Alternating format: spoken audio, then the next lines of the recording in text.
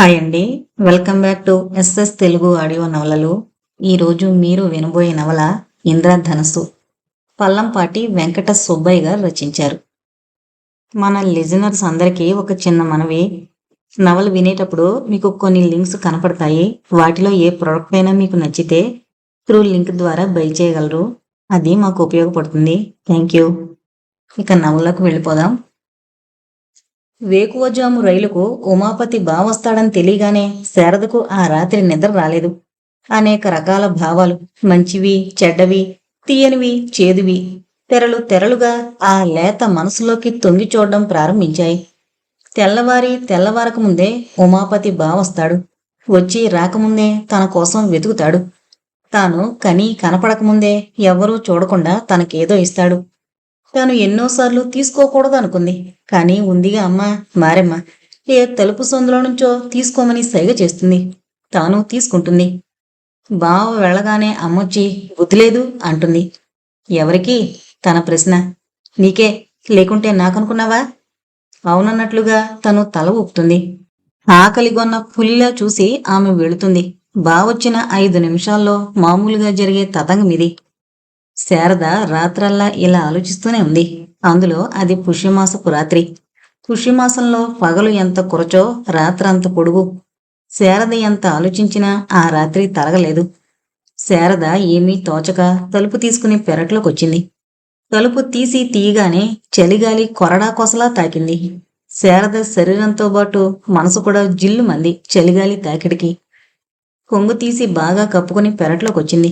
పెరట్లో ఉన్న సన్నజాజి పందిరిని పొగమంచు కౌగిలించుకుంది. ఎత్తుగా నిల్చున్న బాదం చెట్టు మీద చీకటి కొండపోతగా కురుస్తోంది. ఉమాపతి విషయంలో శారదకు ద్వంద్వాభిప్రాయాలున్నాయి. ఉమాపతి బావకేం తక్కువ అని ఒక్కోసారి ఆలోచిస్తోంది. అవును, ఏం తక్కువ? అందం ఉంది, ఆస్తి కాస్తో కూస్తో ఉంది, తనంటే ఆకర్షణ ఉంది. మామూలుగా ఈ 3 లక్షణాల కోసమే వెతుకుతుంది ప్రతి స్త్రీ. ఉమాపతిలో ఈ 3 ఉన్నా శారదకు కావలసిందేదో లేదు.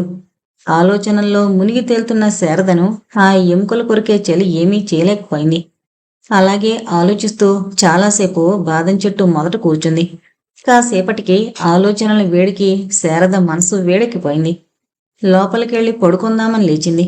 తలుపు గడియవేసి పడుకుందే గాని నిద్ర రాలేదు. కాలం నత్తనడక నడుస్తోంది. ఆలోచనలతో అలిసి అలాగే కొనికింది శారద.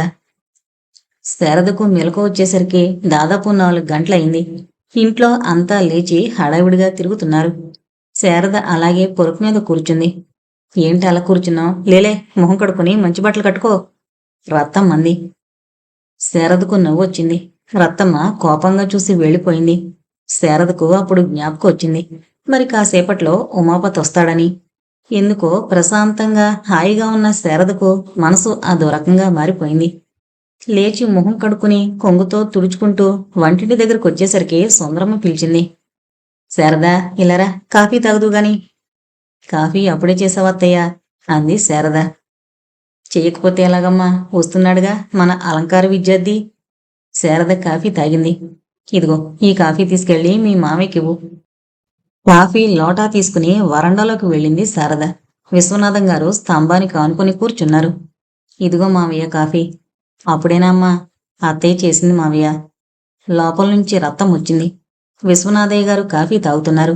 ఒరే విశ్వనాథం, స్టేషన్కి బండి పంపావా? ప్రశ్నించింది రత్తమ్మ. పంపాను. 5 గంటల పైగా కావస్తోంది, ఇంకా రాలేదేం మరి? ఏమో, రైలు లేటా? ఉండొచ్చు. మద్రాసులో మనవాడు బయలుదేరినప్పుడు టెలిగ్రాము. అదో మువ్వల శబ్దం వినిపిస్తోంది. ఏమేవ్ శారదా, శారదా, ఏది ఇదెక్కడికెళ్ళింది? సుందరా, ఉమాపతి వచ్చాడే, ఉమాపతి, సుందరా, సుందరా. మువ్వల శబ్దం దగ్గరైంది. మంచు తెరలను చీల్చుకుంటూ బండి ముందుకొచ్చి ఇంటి ముందు నిలిచింది. తలకు కట్టుకున్న మఫ్లరు విప్పుకుంటూ ఉమాపతి బండి దిగాడు. బాగున్నావటయ్యా అల్లుడు అంది రత్తమ్మ. ఉమాపతి చిరునవ్వు నవ్వాడు. రత్తమ్మ శారద కోసం వెతికింది, కానీ కనపడలేదు. లోపలే శారదను తిట్టుకుంది. బాగున్నారా నాన్న, అమ్మా నువ్వు? బాగానే ఉన్నాం అంది సుందరమ్మ. ఉమాపతి లోపలికి వెళ్ళాడు. పాలేరు సామాన్లు లోపల పెట్టాడు. శారద గదిలో నుంచి అంతా చూస్తోంది. రత్తం వచ్చి 4 వడ్డించి కాఫీ లోటా ఇచ్చి ఉమాపతికి ఇచ్చి రమ్మంది. నాకొదొక రకంగా ఉంటుంది అంది శారద. ఏంటి మాయరోగం వెళ్ళు. కుక్కిన పేనుల కాఫీ లోటాతో బయలుదేరింది శారద. శారద వెళ్ళేసరికి ఉమాపతి ముఖం తుడుచుకుంటున్నాడు. చేతిలో కాఫీ లోటాతో నిలబడింది శారద. ఉమాపతి తలెత్తి చూశాడు. అతని గుండె ఒక్కసారి జల్లుమంది. మొదట శారదను పోల్చుకోలేకపోయాడు. ఎవరు నువ్వు? రంభవా, మేనకవా, తిలోత్తమవా, లేక భూచారి నిర్జన కాంతవా? కాఫీ. దేవకన్యలు కాఫీ తాగరు, అమృతం తప్ప. అది అమృతమేనా? కాఫీ లోట అందుకున్నాడు ఉమాపతి. చుట్టూరా చూసి శారదను గట్టిగా ముద్దు పెట్టుకున్నాడు. అతడి భోగుబంధంలో నుండి తప్పించుకుని శారద పొరుగెత్తింది. గదిలోకెళ్లి కూర్చునేదాకా మనసు కుదుట పడలేదు. దేహం కొట్టుకుంటోంది. ఒడిలో చేతులుంచుకుని అలాగే గొంతు కూర్చుంది. సుందరం వచ్చి ప్రశ్నించే వరకు తనకే తెలియని స్థితిలో ఉంది శారద. అత్తయ్య, బావ నన్ను బలవంతంగా ముద్దు బౌరు మంది శారద. ఉమాపతే, ఏంటి సంగతి? లోపలికొచ్చారు విశ్వనాథయ్య గారు. ఏమీ లేదు అంటూ పెరట్లోకి వెళ్ళింది సుందరమ్మ. శారదకేసి అలాగే చూస్తూ నిలబడ్డారు విశ్వనాథయ్య గారు. విశ్వనాథయ్య గారి కుటుంబానికి రొంపిచెర్ల ప్రాంతంలో 7, 14 గ్రామాల్లో పేరుంది. విశ్వనాథయ్య గారి తాత సుబ్బావదానులు గారు యాగం చెయ్యకపోయినా వేదాలు శాస్త్రాలు క్షుణ్ణంగా చదువుకున్నారు. వారికి వాక్శుద్ధుందని, వారి తిట్టు శాపంగా తగులుతుందని ఆ కాలంలో అనుకునేవారు. సుబ్బావదానులు గారికి 2 కూతుళ్ళు, 1 కొడుకు. కొడుకు పేరు రామనాథయ్య, అంటే విశ్వనాథయ్య గారి నాన్నగారు. ఆయన కాలంలో వారింట్లో శాస్త్రాధ్యాయం మూలపడిపోయింది. ఆయనకు గ్రామ రాజకీయాలు, కక్షలు శాస్త్రాల కన్నా ఎక్కువైపోయాయి. కుటుంబానికున్న మంచి పేరు చెడ్డ పేరుగా మార్చేశాడాయన. ఆయనకిద్దరే సంతానం, 1 కొడుకు, 1 కూతురు. కొడుకు విశ్వనాథయ్య, కూతురు రత్నమ్మ. రామనాథయ్య గారికి బిడ్డల మీద మాత్రం చాలా ప్రేమ ఉండేది. తన కొడుకు బాగా చదివి లాయరై ఆ వైపు గ్రామాలన్నింటినీ తన వేళ్ల సందుని ఇరికించుకుని వీధిలో అరుగు మీద కూర్చుని మధ్యస్థాలు తీరుస్తుంటే చూడాలని వారికి ఉండేది. బిడ్డల మీదున్న ప్రేమ ఆయనకు ఆస్తిపాస్తుల మీద ఉండేది కాదు. వారు కులానికి బ్రాహ్మణులైన వారి కుటుంబం ఏనాడు వృత్తి చేత బ్రాహ్మణులు కారు. వారి వృత్తి ఏనాడు వ్యవసాయమే. తన కులవృత్తిని రామనాథయ్య గారు పూర్తిగా విసర్జించారు. వారిది బాపన సేద్యం, బత్తెంచేటు. ఉత్తర చూసి ఎత్తర గంప అయింది. విశ్వనాథయ్య గారు మెట్రిక్ పాస్ అయి మదనపల్లి కాలేజీలో చేరడానికి వెళ్లారు. ఆనాడు ఈ ప్రాంతానికి అంతా ఒక్క మదనపల్లిలోనే ఉండేది కాలేజీ. అనంతపురం, కర్నూలు, కడప ప్రాంతాల నుంచి కూడా మదనపల్లె కాలేజీకి విద్యార్థులు వచ్చేవారు. ఆ కాలంలో మదనపల్లె కాలేజీలో చదవడమే ఒక గొప్ప. విశ్వనాథయ్య గారు కాలేజీలో చేరే వరకు వారికి రొంపిచెర్ల, చెల్లెల్నిచ్చిన పీలేరు తప్ప మరొక ఊరు తెలియదు. కాలేజీ వాతావరణం, విద్యార్థుల ఆలోచన పద్ధతి, నాటి బ్రిటిష్ ప్రభుత్వ విధానం, అతను చదివిన పుస్తకాలు అతనిలో ఒక కల్లోలాన్ని రేపాయి. అతనిలో పాతుకుపోయిన కొన్ని విశ్వాసాలను కూకటి వేళ్లతో లాగి పారేశాయి. తన కాలేజీ రోజుల గురించి చెబుతూ విశ్వనాథయ్య గారు ఈనాటికి ఒక సంఘటనను గురించి చెబుతారు. ఒకరోజు విశ్వనాథం మదనపల్లి నుంచి దిగాడు. మనవడి మూతి మీద తల్వార్ కట్టు మీసాలను చూసిన సుబ్బవదానులు గారు అగ్గిరాముడైపోయారు. మనవణ్ణి పిలిచి అడిగారు, ఏమిట్రా బడవా, మూతి మీద మీసాలు? విశ్వనాథం జవాబు చెప్పలేదు. మీసాలు తీయించి స్నానం చేసే వరకు విశ్వనాథాన్ని ఇంట్లోకి రానివ్వలేదు. సుబ్బవదానులు గారు అంతటి చండశాసనుడు. విశ్వనాథం కాలేజీలో పూర్తిగా మారిపోయాడు. తన కూడా చదువుతున్న వాళ్లలో ఓబుల్ రెడ్డి అని కర్నూలు జిల్లా విద్యార్థి ఒకడుండేవాడు. అతడు విపరీతమైన ఆవేశి. అతనికి కోపం వచ్చిందంటే ప్రళయ రుద్రుడైపోయేవాడు. తెల్లవాణ్ణి చూస్తే చాలు వాడి రక్తం కళ్ళ చూస్తాను అనేవాడు. బ్రిటిష్ ప్రభుత్వం పేరు చెబితే చాలు అతని మాటల్లో, కళ్ళల్లో నిప్పులు కురిసేవి. అతడి నేస్తం వల్ల చదువులకు దూరమై రాజకీయాలకు దగ్గరయ్యాడు విశ్వనాథం. అంతటితో అతని జీవితగతి మారిపోయింది. పూర్తిగా రాజకీయవాదైపోయాడు. తన కొడుకేదో లాయరే ఊళ్ళు ఏల్తాడనుకుంటే అతడు ఇలాగైపోయినందుకు చాలా విచారపడ్డారు రామనాథయ్య గారు. కాలేజీలో ప్రారంభమైన రాజకీయ జీవితం నిరాటంకంగా సాగింది. పెళ్లి చేస్తే కొడుకు ఇంటి పట్టున పడుంటాడు అనుకుని రామనాథయ్య గారు కొడుక్కి పెళ్లి చేశారు. లాభం లేకపోయింది. ఈ 15 ఏళ్లలో విశ్వనాథయ్య పాల్గొనని సభలు లేవు, చేయించని సమ్మెలు లేవు, కలుసుకుని మాట్లాడని నాయకులు లేరు, స్థాపించని సంఘాలు లేవు. ఒక్క మాటలో చెప్పాలంటే చిత్తూరు జిల్లా రాజకీయ సౌధానికి విశ్వనాథయ్య ఒక స్తంభమైపోయారు. కానీ రాజకీయాలు అతి ప్రమాదకరమైనవి. అందులో పైకి రావాలంటే ఒక్క ఆత్మశుద్ధి చాలదు, మరింకెన్నో కావాలి. అవి విశ్వనాథయ్యకు లేవు. అందులోనూ రాజకీయాలు ఏనాడు మధ్యతరగతి కుటుంబీకునికి అచ్చిరాలేదు. రాజకీయాల్లో పైకొచ్చిన వాళ్ళు లక్షాధికారులు. విశ్వనాథయ్య రాజకీయాల్లో పైకి రాలేకపోయారు. వర్కర్గా చేరిన విశ్వనాథయ్య 15 ఏళ్ల తర్వాత కూడా వర్కర్గానే మిగిలిపోయాడు. కానీ అతనికున్న ఆస్తి యావత్తూ హరించుకుపోయింది. ఈ 15 ఏళ్లలో అనేకమైన మార్పులొచ్చాయి. 37లో కాంగ్రెసు మంత్రివర్గాలు ఏర్పడ్డాయి. 2 ఏళ్లు తిరగకముందే రాజీనామాలిచ్చాయి. ఆంధ్ర కేసరి ప్రకాశం చెన్నపట్నంలో తుపాకీకి గుండె చూపాడు. తెలుగువాడి గుండె దిటవు చూసి తెల్లవాడి గుండె జల్లుమంది. 42లో దేశమంతటా విప్లవ జ్వాల వ్యాపించింది. విశ్వనాథం గారు అరెస్ట్ అయ్యారు. రామనాథం గారు కొడుకు జైల్లో ఉండగానే చనిపోయారు. 4 నెలల తర్వాత తిరిగొచ్చిన విశ్వనాథయ్య గారు తండ్రి మరణానికి కన్నీరు మున్నీరుగా విలపించారు. భార్యను చూసేసరికి విశ్వనాథయ్య గారు కడుపు చెరువైపోయింది. తినడానికి తిండి కరువై, మనసుకు శాంతి కరువై, కంటికి నిద్ర కరువై ఆవిడ ఎముకల పోగైపోయింది. 47లో స్వరాజ్యం వచ్చింది. స్వాతంత్ర దినం రొంపిచెర్లలో బ్రహ్మాండమైన సభ జరిగింది. చుట్టుపట్ల 10 మైళ్ళ నుంచి జనం మహదానందంగా వచ్చారు. ఎడ్ల బండ్లకు ప్రభలు కట్టుకుని వచ్చారు. మేళ తాళాలతో నాట్యం చేసుకుంటూ వచ్చారు. ఆనాడు రొంపిచెర్ల గ్రామం ఒక పెళ్లిపందిరైపోయింది. ఆనాటి సభకు విశ్వనాథయ్య గారు అధ్యక్షులు. అదే వారి జీవితంలో మరువలేని సంఘటన. స్వాతంత్రం రాగానే విశ్వనాథయ్య గారు స్నేహితులకు పనికిరాని వారయ్యారు. వారి పదవులు, స్వార్థం ఇవే గాని విశ్వనాథయ్య గారు వారి కళ్లకు ఆనలేదు. బట్టల మీద దుమ్మును దులిపేసినట్లుగా, పాత చొక్కాను విసిరేసినట్లుగా, తెగిపోయిన చెప్పును వదిలేసినట్లుగా వదిలేసి నాయకులు విశ్వనాథయ్య గారిని విసర్జించారు. ఈ విషయాన్ని అర్థం చేసుకున్న విశ్వనాథయ్య గారు రాజకీయాల నుంచి నిష్క్రమించారు. ఏనాడు జీవితానికి గుడ్డిగా వంత విలువని విశ్వనాథయ్య గారు దానికంటే మించింది లేదనుకున్నారు. కానీ జీవితం విలువను వారు గుర్తించేసరికి చాలా ఆలస్యమైపోయింది. అందరూ కొన నిరాకరించిన తుమ్మతోపు చేను మినహా భూమి లేదు. సుందరమ్మ మెడలో ఉన్న తాళిబొట్టు మినహా కొంపలో బంగారం లేదు. తుమ్మతోపు మెట్టను రాయి కంపా కొట్టించి సరిచేయించారు. అందులో ఒక పాడుబడ్డ గూడుగుంతను బాగు చేయించారు. రాజకీయాలకు స్వస్తి చెప్పి ఊరి పెత్తనాలకు భరతవాక్యం పలికి శ్రద్ధగా సేద్యంలోకి దిగారు విశ్వనాథయ్య గారు. విశ్వనాథయ్య వద్ద రాజకీయాలు నేర్చుకున్న వాళ్ళంతా చిన్న పెద్ద నాయకులైపోయారు. కొందరు ఆఫీసర్లైపోయారు. తెల్లవాణ్ణి చూస్తే అగ్గిరాముడైపోయి వాణ్ణి నడి రోడ్లో చీల్చేస్తానన్న ఓబుల్రెడ్డి తెల్ల గవర్నమెంట్ ఉద్యోగై డిప్యూటీ కలెక్టర్ అయిపోయాడు. రొంపిచెర్లకు 2-3 సార్లు అతడొచ్చి పోయినట్లే విన్నాడే గాని తాను వెళ్లి చూడలేదు విశ్వనాథయ్య గారు. కాని మరొక్కసారి ఓబుల్రెడ్డి విశ్వనాథయ్య గారి కోసం జవాను పంపాడు. విధిలేక ఇష్టంలేక వెళ్లారు విశ్వనాథం గారు. వారి స్థితిని చూసి చాలా విచారించాడు ఓబుల్రెడ్డి. విశ్వనాథయ్య గారు ఎంత వద్దన్నా అతని పొలానికి ఆనుకునున్న 3 ఎకరాల బంజరుకు పట్టా ఇస్తానని చెప్పి దరఖాస్తులు తీసుకున్నాడు. అంతే, నెల రోజుల్లో విశ్వనాథయ్య గారి పేరుతో పట్టాలొచ్చాయి. విశ్వనాథయ్య గారు ఆనందం ఆశ్చర్యం పట్టలేకపోయారు. సుందరమ్మ ఆనందం సంగతి సరే సరే, కానీ వారి ఆనందం చాలా రోజులు నిలవలేదు. పీలేరులో ఇచ్చిన విశ్వనాథయ్య గారి చెల్లెలు రత్నమ్మ భర్త చనిపోయాడు.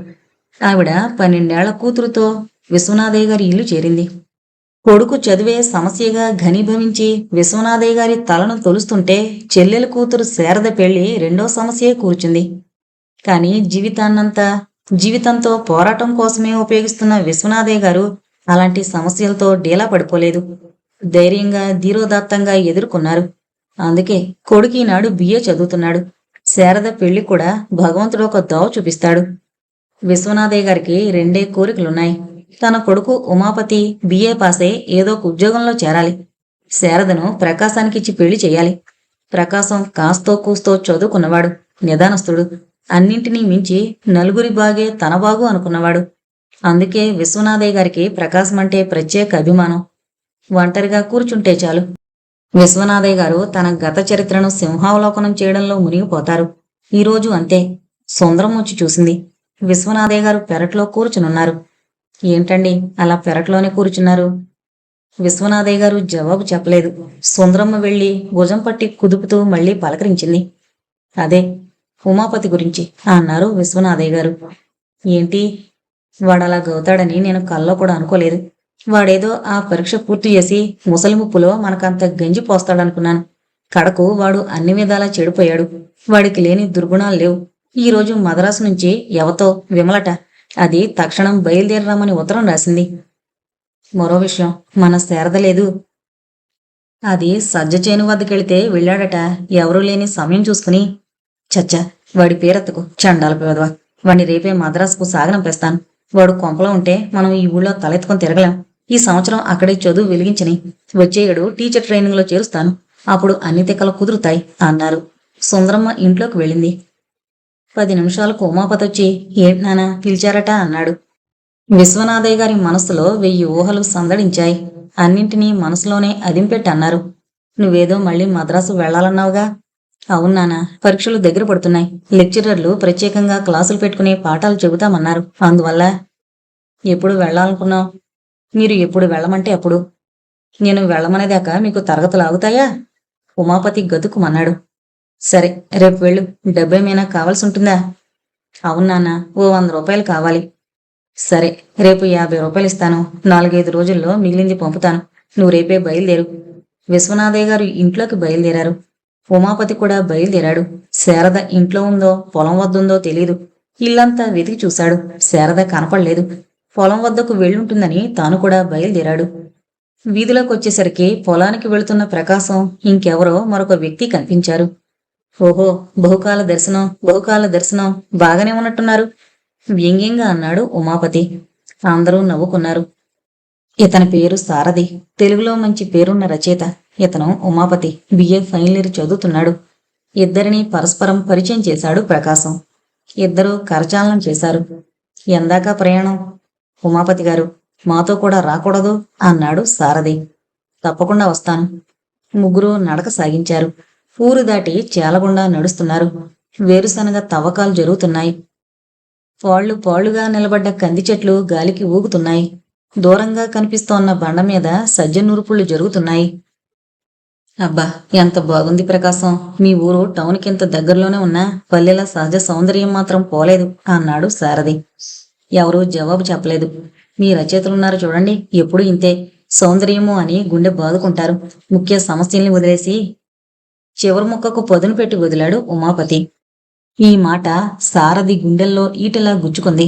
ముఖ్య సమస్యలంటే ఏమంటారు? ప్రశ్నించాడు సారథి. 1-2 వేలు. ఉదాహరణ స్త్రీ సమస్య. స్త్రీ సమస్య చాలా ముఖ్యమైందా? కాదా? కాదు. ఎలాగేంటి? మగాడుగా పుట్టిన ప్రతి వెధవ ఒక ఆడదాన్ని పెళ్లి చేసుకుని ఆవిడిపైన తన అధికారం చెలాయిస్తున్నాడు. ఆ మగాడు స్త్రీని మనిషిగా చూడడమే లేదు. వాడు మాత్రం భార్య చేస్తే టింగు రంగా అని 2వ పెళ్లి చేసుకుంటున్నాడు. మొగుడు చేస్తే ఆడది మాత్రం మళ్ళీ పెళ్లి చేసుకోకూడదట. ఎవరు చెప్పారండి ఈ న్యాయం? చూసారా, ఇప్పుడు మీరు చెప్పిన విషయాలన్నీ 19వ శతాబ్దం సమస్యలు. స్త్రీ సమస్యకు ఇప్పటి సమస్యల మధ్యలో స్థానం లేదు. ఇండి గుడ్డ కొంపాలేక ప్రజలు మాడిచేస్తుంటే స్త్రీ సమస్యలు, వివాహ సమస్యలు అంత ముఖ్యం కావు అన్నాడు సారథి. ఉమాపతి అగ్రాముడైపోయాడు. మీరంటుందేంటి? ఇప్పటి సమాజంలో ఆర్థిక సమస్యలకున్న ప్రాధాన్యం సాంఘిక సమస్యలకు లేదు. అయితే ఇలాగా వాటిని వీటిని చూసి అసలు వాటిని దాటేస్తుండండి. వాతావరణం ఉద్రిక్తమైందని అర్థం చేసుకున్న ప్రకాశం నవ్వుతూ ప్రశ్నించాడు. అలాగైతే సరే, నువ్వు చెప్పిన సమస్యకు నీ పరిష్కార మార్గం ఏమిటి? ఈ వివాహం అనే వ్యవస్థనే నాశనం చేసేయాలి. తర్వాత స్త్రీలకు పురుషులకు సెక్స్ స్వాతంత్రం ఉండాలి. అప్పుడు సంఘంలో క్రమశిక్షణ, నీతి. ప్రకాశం మాటను ఉమాపతి పూర్తి కానివ్వలేదు. ఇలాంటి గారడీ మాటలతోనే ఇన్ని దినాలు మాయ చేశారు. ఇందులో మాయ చేయడం, మంత్రం వేయడం ఏమీ లేవు ఉమాపతి. సమాజంలో నీతి, సభ్యత, క్రమశిక్షణ లేకపోతే సాగదు. సమాజంలో శాంతి ఉండాలంటే నీతి ముఖ్యం. విధవ వివాహాలు ఇందుకు చాలా సహాయపడతాయి. స్త్రీ ఇంజనీరు కాకున్నా, పైలట్ కాకున్నా దేశానికి జరిగే ప్రమాదం లేదు. కానీ ఆవిడ ఉత్తమ గృహిణి కాకుంటే మాత్రం సమాజ విచ్ఛేదం తప్పదు. అందుకే ముందుగానే చెప్పాను, నువ్వు అభివృద్ధి నిరోధకుడువని. స్త్రీ పురుషులకు సెక్స్ స్వాతంత్రం ఉండాలనడం అభ్యుదయం కాదు అన్నాడు ప్రకాశం. మరింకేది అభ్యుదయం? అందరికీ కూడు గుడ్డ కొంప ఉండాలి అండం అన్నాడు సారథి. ఎప్పుడు కూడు కూడు. అన్ని సమస్యలకు మూల కారణం సెక్స్ అని ఫ్రాయిడ్ అంతటి వాడు చెబితే, కాదు, అన్ని సమస్యలకు మూల కారణం డబ్బు అన్నాడు మరొక మేధావి. ఆ మేధావిని తీసుకెళ్లి పచ్చిపిడకలా పెట్టండి. ఆ ఫ్రాయిడ్ని తీసుకెళ్లి పచ్చికట్టెలా పెట్టండి. కత్తులు కట్టిన కోళల్లా ఉమాపతి, సారథి పోట్లాడుకుంటుంటే మధ్యలో నలిగిపోయాడు ప్రకాశం. ఎలాగైనా మాట మార్చాలని అనుకున్నాడు. ఉమాపతి, ఈ వారం ఒక ప్రముఖ ఇంగ్లీష్ వీక్లీలో తెలుగు కథ వచ్చింది చూసావా? ఇది అన్నింటికంటే ముఖ్యమైన సాంఘిక. ఎదురుగా వస్తున్న శారదను చూసి ఆగిపోయాడు ఉమాపతి. చంకలో ఉన్న బుట్ట నిండా ఆనపకాయలను కోసుకుని శారదొస్తోంది. ఎండకు ముఖం కందిపోయింది, గాలికి జడ రేగిపోయింది. ఓ, కాస్త పనుంది, నేను తిరిగి వెళ్ళాలి అన్నాడు ఉమాపతి. ప్రకాశం ఒప్పుకోలేదు. విధిలేక ముందుకు నడిచాడు ఉమాపతి. ఎదురుగా వస్తున్న శారద వీళ్ళని చూసి కొంగు బాగా కప్పుకుని తల వంచుకుని ముందుకు నడిచిపోయింది. ఏంటోయ్, అత్త కూతురు చాలా ఒదిగి నడుస్తోంది అన్నాడు ప్రకాశం. ఆడజాతి బానిస లక్షణం అన్నాడు ఉమాపతి. ఉమాపతి రెండో రోజు మద్రాసుకు వెళ్ళిపోయాడు. అతడు బయలుదేరడానికి ముందు రత్తమ్మ చాలాసేపు అతనితో ఏకాంతంగా మాట్లాడింది. అప్పటినుంచి రత్తమ్మ మంచి హుషారుగా ఉంది. ఇన్ని దినాలు బెరుకుగా ఉన్న ఆవిడ మనసు ఇప్పుడు కుదుట పడింది. ఉమాపతి శారదను పెళ్లి చేసుకుంటాడు. శారద ఈ ఇంటి కోళ్ళవుతుంది. ఇక ఈ ఇంటి మీద తనదే పెత్తనం. రత్తమ్మ ఆ రోజు రాత్రి హాయిగా నిద్రపోయింది. విశ్వనాథయ్య గారు సజ్జకుప్పల వద్దకు కావలి పడుకోవడానికి వెళ్లారు. విశ్వనాథయ్య గారు సాధారణంగా కావలి పడుకోవడానికి వెళ్లరు. కాని సజ్జకంకి బండ మీద పోసి పడుకుంటే వారికి నిద్ర రాలేదు. లేచి టార్చ్ లైట్ తీసుకుని బయలుదేరారు. ఒకటే చీకటి, కన్ను పొడుచుకున్నా కనబడని చీకటి. విశ్వనాథయ్య గారు వెళ్లేసరికి పాలేరు గుర్రు పెట్టి నిద్రపోతున్నాడు. ఏయ్, లేవరా గాడిదా, లే. పాలేరు నాగయ్య లేచి కూర్చున్నాడు. వాడిదింకా బాగా బాధ్యత తెలియని 20 ఏళ్ల వయసు, ఏనుగంత శరీరం, ఎలకంత మెదడు. అయ్యో సోములు గారా, రండి రండి అన్నాడు తెపరిల్లి. ఈ అలికిడి విని పక్కనే తన కుప్పల వద్ద కావలున్న ప్రకాశం లేచొచ్చాడు. అదేంటండి, మీరే వచ్చారు అన్నాడు విశ్వనాథయ్య గారిని చూసి. ఏందో ప్రకాశం, 6 నెలల శ్రమ బండ మీద పోసి ఇంట్లో పడుకుంటే కునుకు రాలేదు. ప్రకాశం నవ్వాడు. అవును కదండి, ఈయనగాచి నక్కల పాలన్నట్లు అన్నాడు. బాగున్నావా ప్రకాశం, కనబడ్డమే మానేశావు. ప్రకాశం భుజం మీద చేయి వేసి ఆప్యాయతతో ఆర్ద్రమైన కంఠంతో అడిగారు విశ్వనాథయ్య గారు. ఏదో అలా ఉన్నాను అన్నాడు ప్రకాశం. మీ అమ్మ ఆరోగ్యం ఎలా ఉంది? ఒకసారి మీ ఇంటివైపు రావాలని అనుకుంటున్నాను ప్రతిరోజు, కానీ కుదరడం లేదు. ప్రకాశం నవ్వి ఊరుకున్నాడు. అందరితోనూ గలగలా మాట్లాడిన విశ్వనాథయ్య గారి వద్ద ప్రకాశానికి నోరే లేదు. అందుకు కారణం ప్రకాశానికి విశ్వనాథయ్య పట్ల ఉన్న గౌరవం. అబ్బా, చాలా చలిగా ఉంది అన్నాడు ప్రకాశం చివరికి. అవును, చలిమంట వేస్తాను లేచాడు ప్రకాశం. కొంచెం సజ్జ చొప్ప తీసి బండ మీద వేసి గుడుసులో నుంచి నిప్పు పెట్టి తెచ్చి వెలిగించి విశ్వనాథయ్య గారిని పిలిచాడు. మీరు రండి, చలి కాచుకుందిరు గాని. అబ్బా, పౌడు చలి. విశ్వనాథయ్య గారు వెళ్లి మంట వద్ద కూర్చున్నారు. కాసేపు ఎవరూ మాట్లాడలేదు. ప్రకాశం, నిన్నొక మాట అడుగుతాను, ఏమీ అనుకోవు కదూ? సంకోచిస్తూనే అడిగారు విశ్వనాథయ్య గారు. తల వంచుకుని కూర్చున్న ప్రకాశం తలెత్తి చూశాడు. అడగండి అన్నాడు. నీకేమైనా పెళ్లి సంబంధాలొస్తున్నాయా? ఏదో 1-2 వచ్చాయి. తర్వాత ఏం మాట్లాడాలో విశ్వనాథయ్య గారికి తోచలేదు. కాసేపు ఆలోచించి టక్కున తెగించి అడిగేశారు. మా శారదను పెళ్లి చేసుకోకూడదు. ప్రకాశం మనసు ఒక క్షణం పున్నమి నాటి సముద్రమైపోయింది. అనేక భావాలు ఉత్తంగ తరంగాలే ఒకటితో మరొకటి ఢీకొన్నాయి. అవి కాస్త శాంతించిన తర్వాత అన్నాడు. శారదకు పెళ్లికొడుకు ఇంట్లోనే ఉన్నాడుగా. వాళ్ళిద్దరూ ఎప్పుడూ ఎడముఖం పెడముఖంగానే ఉంటారు ప్రకాశం. అంతేకాకుండా మరో విషయం, మా చెల్లెలు రత్తమ్మ అంత మంచిది కాదు. ఎలాగైనా తన కూతుర్ని ఉమాపతికి కట్టబెట్టి ఆ ఇంటిని ఏలాలని ఆవిడ కోరిక.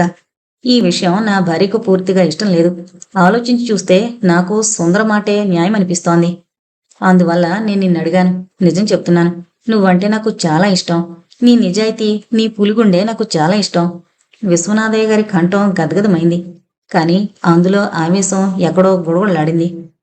సరేనండి, శారదను పెళ్లి చేసుకోవడానికి నాకేమీ అభ్యంతరం లేదు అన్నాడు ప్రకాశం తల వంచుకుని. విశ్వనాథయ్య గారు తన జీవితంలో మొట్టమొదటిసారిగా అత్యంత ఆనందాన్ని అనుభవించారు. సంతోషం పట్లేక ప్రకాశాన్ని కౌగిలించుకున్నారు. రేపు మీ అమ్మతో ఒకసారి మాట్లాడతాను. ప్రకాశం, నువ్వంటే అందుకేనయ్యా నాకు అంత ఇష్టం. ఆనందజ్యోతే వెలిగిపోతున్న ముఖంతో అన్నారు. మరి కాసేపటికి విశ్వనాథయ్య గారు తన గుడిసెలోకి వెళ్లి తృప్తిగా నిద్రపోయారు. ప్రకాశాన్ని ఆలోచనలు చుట్టుముట్టాయి. ఇటువంటి సంఘటనకు అతడు ఎదురు చూడలేదు. జీవితంలో జరిగే ప్రతి సంఘటన ఎదురు చూసిందే అయినా ఆ జీవితం కన్నా చావు మేలు. ఆ బ్రతుకు బరువు లాగడం ఎడారిలో బండి లాగడం వంటిది. ఎదురు చూడని కొన్ని సుఖదుఖాలు ఎదురైనప్పుడే జీవితం మీద ఆశ, అసలు బ్రతకాలనే కోరిక కలుగుతుంది. ప్రకాశం ఎదురు చూడనివి అతని 25 ఏళ్ల జీవితంలో చాలా జరిగాయి. అతడు బాగా చదువుకుని ఎన్నో గొప్ప పనులు చేయాలనుకుంటున్న సమయంలో, అంటే ప్రకాశం బిఏ మొదటేడు చదువుతున్నప్పుడు వాళ్ళ నాన్న చనిపోయాడు. అంతటితో చదువుకు స్వస్తి చెప్పి ప్రకాశం సేద్యం చూసుకోక తప్పలేదు. ఇంకా లేతనైన అతని భుజాల మీద చాలా బరువులు బాధ్యతలు ఉన్నాయి.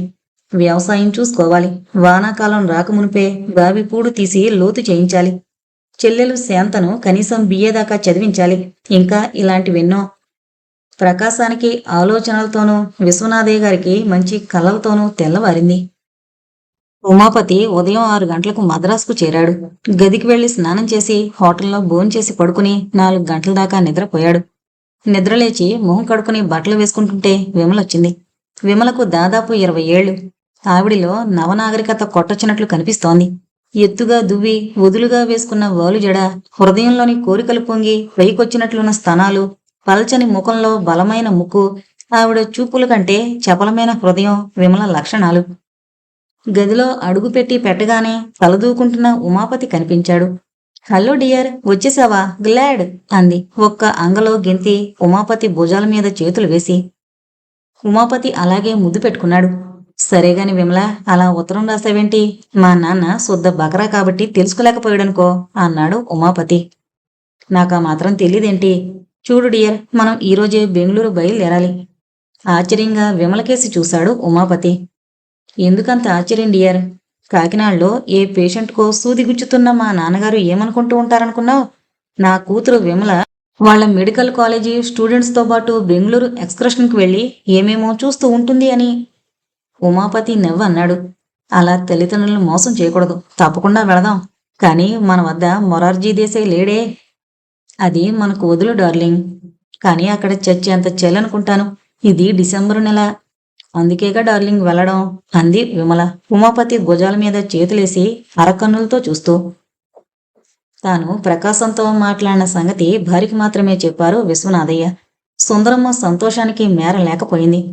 ప్రకాశం తల్లి సవిత్రమ్మ గారితో మాట్లాడాను. ఆవిడకు కూడా అభ్యంతరం లేదు. కానీ శాంతకు కూడా పెళ్లి చేయాలనే ఆవిడ ఉద్దేశంలాగుంది. ఆ సుందర, శాంతను మనం ఉమాపతికి చేసుకుంటేనో? శాంత చాలా కుదురైన పిల్ల అంది సుందరమ్మ. అదే నా అభిప్రాయం కూడా. ఈ విషయాన్ని ఇక్కడ కదిపితే కుదరదు. నేను ఈలోగానే బయలుదేరి మద్రాసు వెళ్ళి మన వాడితో మాట్లాడి రావాలనుకుంటున్నాను. మీకోసం ఎవరో వచ్చారు మావయ్య. శారద వీధిలో నుంచి వచ్చి పిలిచింది. విశ్వనాథయ్య గారు లేచి వీధిలోకి వెళ్లారు. శారద, ఇటురా, ఇలా కూర్చో సుందరమ్మ పిలిచింది. అత్తయ్య గొంతులో ధ్వనిస్తోన్న కొత్తదనానికి ఆశ్చర్యపోతూ శారద కూర్చుంది. అమ్మ ఎక్కడికి వెళ్ళింది? ప్రశ్నించింది సుందరమ్మ. నాకు తెలీదు, ఇంట్లో లేదు. నేనొక మాట అడుగుతాను, మనసులోనే దాచుకుంటావు కదూ? తలూపింది శారద భయంగా. నీకు ఉమాపతిని పెళ్లి చేసుకోవడం ఇష్టమే కదూ? శారద మనసు అల్లకల్లోలమైపోయింది. శాంతంగా ఉన్న మడుగులోకి రాయి విసిరినట్లయింది. తనకు ఉమాపతికి సంబంధించిన పాప స్మృతులు రేగాయి శారద మనసులో. ఆమెకు ఏడుపొచ్చింది. అత్తయ్య గుండెల్లో ముఖం దాచుకుని వెక్కి వెక్కి ఏడ్చింది. అన్నీ నాకు తెలుసమ్మా, ఏడవద్దు. ఇష్టం లేకపోతే పోనీలే, వాడు వెధవ. వాడితో నీకు సుఖం లేదు. శారదకు ఏడుపు అధికమవుతోంది. పోనీ ప్రకాశాన్ని చేసుకోవడం ఇష్టమేనా? ఒడుపుగా సమయం చూసుకుని ప్రశ్నించింది సుందరమ్మ. తియా, శారద అదిరిపడింది. ఆవిడ వెన్నులో విద్యుద్ఘాతం పాకింది. అది కాదమ్మా, అతడు చాలా మంచివాడు. అంత ఎంతో భూమి పుట్రా ఉంది. ఈ ఊళ్ళోనే మా కళ్ళ ముందేను ఉండొచ్చు. అది కాదత్తయ్య, నేను నాలాంటి దాన్ని. తర్వాత సుందరమ్మకు వినిపించలేదు. అవును, శారద శీలం చెడిన పిల్ల. అలాంటి పిల్లను ప్రకాశానికి కట్టబెట్టి అతన్ని తాము మోసం చేస్తున్నారు. ఇది అన్యాయమే. కాని శారదకి పాపంలో ఉన్న భాగం ఎంత? పాపం, అసలు శారదకు వయసు వచ్చిందే కాని వయసుతో పాటు బుద్ధి పెరగలేదు. ఈ పాపంలో ఆ పిల్లకు భాగం ఉన్న బాధ్యత లేదు. ఆ మాట అనుకు తల్లి. శరీరం వేరు, మనసు వేరు. చెడకూడని మనసు. అంత మాత్రానికి నువ్వు చేసింది తప్పు కాదన్ను. కాని తెలియక విధిలేక చేసిన తప్పు. అందువల్ల పాపం నీది కాదు, ఆ వెధవ వాడు ఆ ఉమాపతిది. సుందరమ్మ మాట్లాడలేకపోయింది. ఆవేశం, కోపం ఆవిడ గొంతులో మాటలను అడ్డుకున్నాయి. ఒళ్ళో పడుకుని ఏడుస్తోన్న శారదను గట్టిగా గుండెలు కదుముకుంది. సుందరమ్మ కళ్ళ నుండి ఏకధారగా కారుతున్న కన్నీళ్లు శారద తలను అభిషేకించాయి. వీధిలోకి వెళ్లిన విశ్వనాథయ్య గారు తిరిగొచ్చి వంటింట్లోకి రాబోయి మళ్లీ వెళ్లిపోయాడు. ఊళ్ళో విహారానికి వెళ్లిన రత్నమ్మ తిరిగొచ్చింది. ఆమె వచ్చిందని తెలియగానే శారద లేచి వెళ్లిపోయింది. శారద ముఖం చూడగానే ఏదో జరిగింది అనుకుంది రత్నమ్మ. అడిగినా ఏమీ లేదంది శారద. ప్రకాశం మధ్యాహ్నం భోజనానికి పొలం నుంచి తిరిగొచ్చాడు. రాగానే ఉత్తరాలేమైనా వచ్చాయమ్మా అన్నాడు. ప్రకాశం తల్లి సావిత్రమ్మ 2 ఉత్తరాలిచ్చింది. సారథి మద్రాసు నుంచి తన కొత్తగా వచ్చిన కావ్యం రుద్రవీణ పంపాడు. ప్రకాశం ప్రాణ స్నేహితుడు భానుమూర్తి 2వ ఉత్తరం రాశాడు. తనను హైస్కూల్లో లెక్కల మాస్టారుగా వేశారని 2 రోజుల్లో వస్తానని రాశాడు. ప్రకాశం భోజనం చేసి రుద్రవీణ చదువుకుంటూ వరండాలో కూర్చునుంటే విశ్వనాథయ్య గారు వచ్చారు. ప్రకాశం, 10 రోజులప్పుడు మద్రాసుకు మా ఉమాపతికి 50 రూపాయలు పంపితే ఇవాళ డబ్బు తిరిగొచ్చింది అన్నారు. ప్రకాశం కాసేపు ఆలోచించి ఊళ్ళో లేడేమో అన్నాడు. ఆ మాటతో విశ్వనాథయ్య గారు మరీ డీలా పడిపోయారు. విశ్వనాథయ్య గారు కొడుకు విషయంలో ఎంత బాధపడుతున్నారో ప్రకాశానికి తెలుసు. తన కుటుంబ విషయాలు కూడా విశ్వనాథయ్య గారు దాపరకం లేకుండా ప్రకాశానికి చెబుతారు. అతనితో చెప్పకపోతే వారికి తృప్తి లేదు. నువ్వొకసారి మద్రాసు వెళ్ళిరాగలవా ప్రకాశం అన్నారు కాసేపటికి. నా స్నేహితుడొకడు ఇవాళని ఉత్తరం రాశాడు.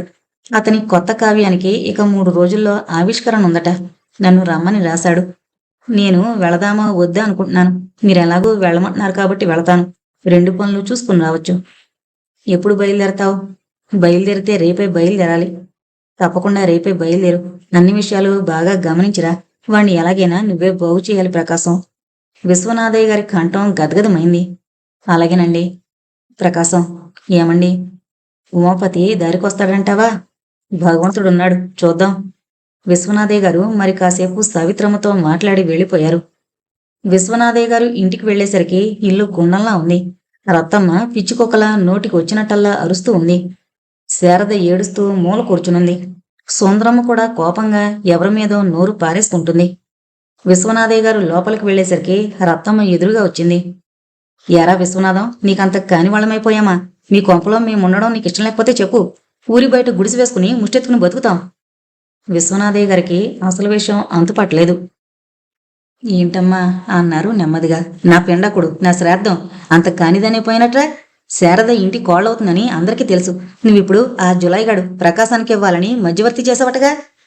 విశ్వనాథయ్య గారు ఆశ్చర్యపోయారు. రత్తమ్మకి ఈ విషయం ఎలా తెలిసిందో వారికి అర్థం కాలేదు. సుందరమ్మ పొరపాటును కూడా నోరు జారదు. శారద కూడా చెప్పదు. ప్రకాశం, సావిత్రమ్మ వాళ్ళ ద్వారా తెలిసే అవకాశమే లేదు. ఇక పాలేరు నాగడు, వాడే చెప్పుండాలి. అవునమ్మా అన్నారు విశ్వనాథం గారు చాలా నెమ్మదిగా నవ్వుతూ.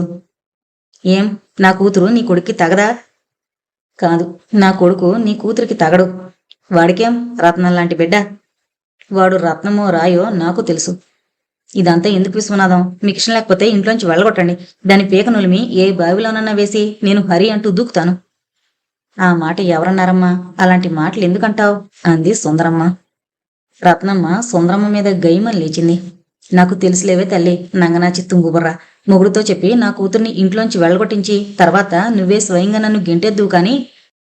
అయ్యో, నాకు తెలియదనుకున్నావేమిటి నీ నక్కజిత్తులు? నాకు తెలివి గిలివి ఉన్నాయి. ఎందుకు చెల్లమ్మ ఇన్ని మాటలు? శారదను ఉమాపతి చేసుకోవడానికి ఇష్టపడితే నాకేం అభ్యంతరం లేదు. వాణ్ణి రమ్మని రేపే ఉత్తరం రాస్తాను, సరేనా అన్నారు విశ్వనాథయ్య గారు. సుందరమ్మ గుండె జలధరించింది. తాము ఇన్ని దినాల నుంచి అనుకున్న దానికి భిన్నంగా విశ్వనాథయ్య గారు అనేసరికి ఆవిడ తెల్లబోయింది. ఒకవేళ ఉమాపతి పెళ్లి కొప్పుకుంటే తమ ఇల్లు గుల్లవుతుంది. ఉమాపతిని చిటికిన వేలికి కట్టి ఆడిస్తుంది రత్నమ్మ. ఉమాపతి పెళ్లి కొప్పుకుంటే ఎలాగండి? ఆ రోజు రాత్రి సుందరం అడిగింది. మన బిడ్డ సంగతి మనకు తెలీదా సుందరం? వాడు ఎంత చండాలంగా చెడిపోయాడో తలుచుకుంటే ఏ బావిలోనన్నా దూకి కన్ను ముద్దామనిపిస్తుంది. లేకపోతే పంపిన మనీ ఆర్డర్ తిరిగొస్తుందా? వాడు ఊళ్ళో లేడు. స్పెషల్ క్లాసులున్నాయని చెప్పి ఎక్కడికో ఉడాయించాడు. అలాంటి వెధవ పెళ్లి కొప్పుకుంటాడా అన్నారు విశ్వనాథయ్య గారు. సుందరమ్మ మనసులో ఆ మాటలు నిప్పులుగా కురిశాయి. ప్రకాశం సెంటర్లో దిగి సరాసరి సారథి గదికి వెళ్ళాడు. సారథి గదిలో లేడు. తర్వాత అతడు పనిచేసే పత్రిక ఆఫీసుకు వెళ్ళాడు. ఆఫీసులోకి వెళ్లి సారథిని చూడ్డానికి తాతలు దిగొచ్చారు. ప్రొపరేటర్ గారి ఆల్ సెషన్ కుక్క మొదలుకుని మేనేజర్ గారి గుర్కా వరకు నానా హంగామా చేశారు. చివరికి అలా వైకుంఠపురంలో నగరిలోన మూల సౌదంబులో ఎక్కడో సినిమా వార్తలు రాస్తున్న సారథి కనిపించాడు. ప్రకాశాన్ని చూడగానే ఎగిరి గంతేశాడు. డాడ్, వచ్చేసావన్నమాట. అనుకుంటూనే ఉన్నాను నువ్వు వస్తావని. వచ్చేశాను అన్నాడు ప్రకాశం నవ్వుతూ. సారథి ఆ రోజు సెలవు తీసుకుని బయలుదేరాడు. దారి వెంబడి మరుసటి రోజు జరగబోయే రుద్రవీణ ఆవిష్కరణాన్ని గురించి, కొత్తగా మొదలుపెట్టిన విప్లవాత్మక నవలను గురించి చెప్పాడు. అలా అతడు సాయంకాలం దాకా చెబుతూనే ఉన్నాడు.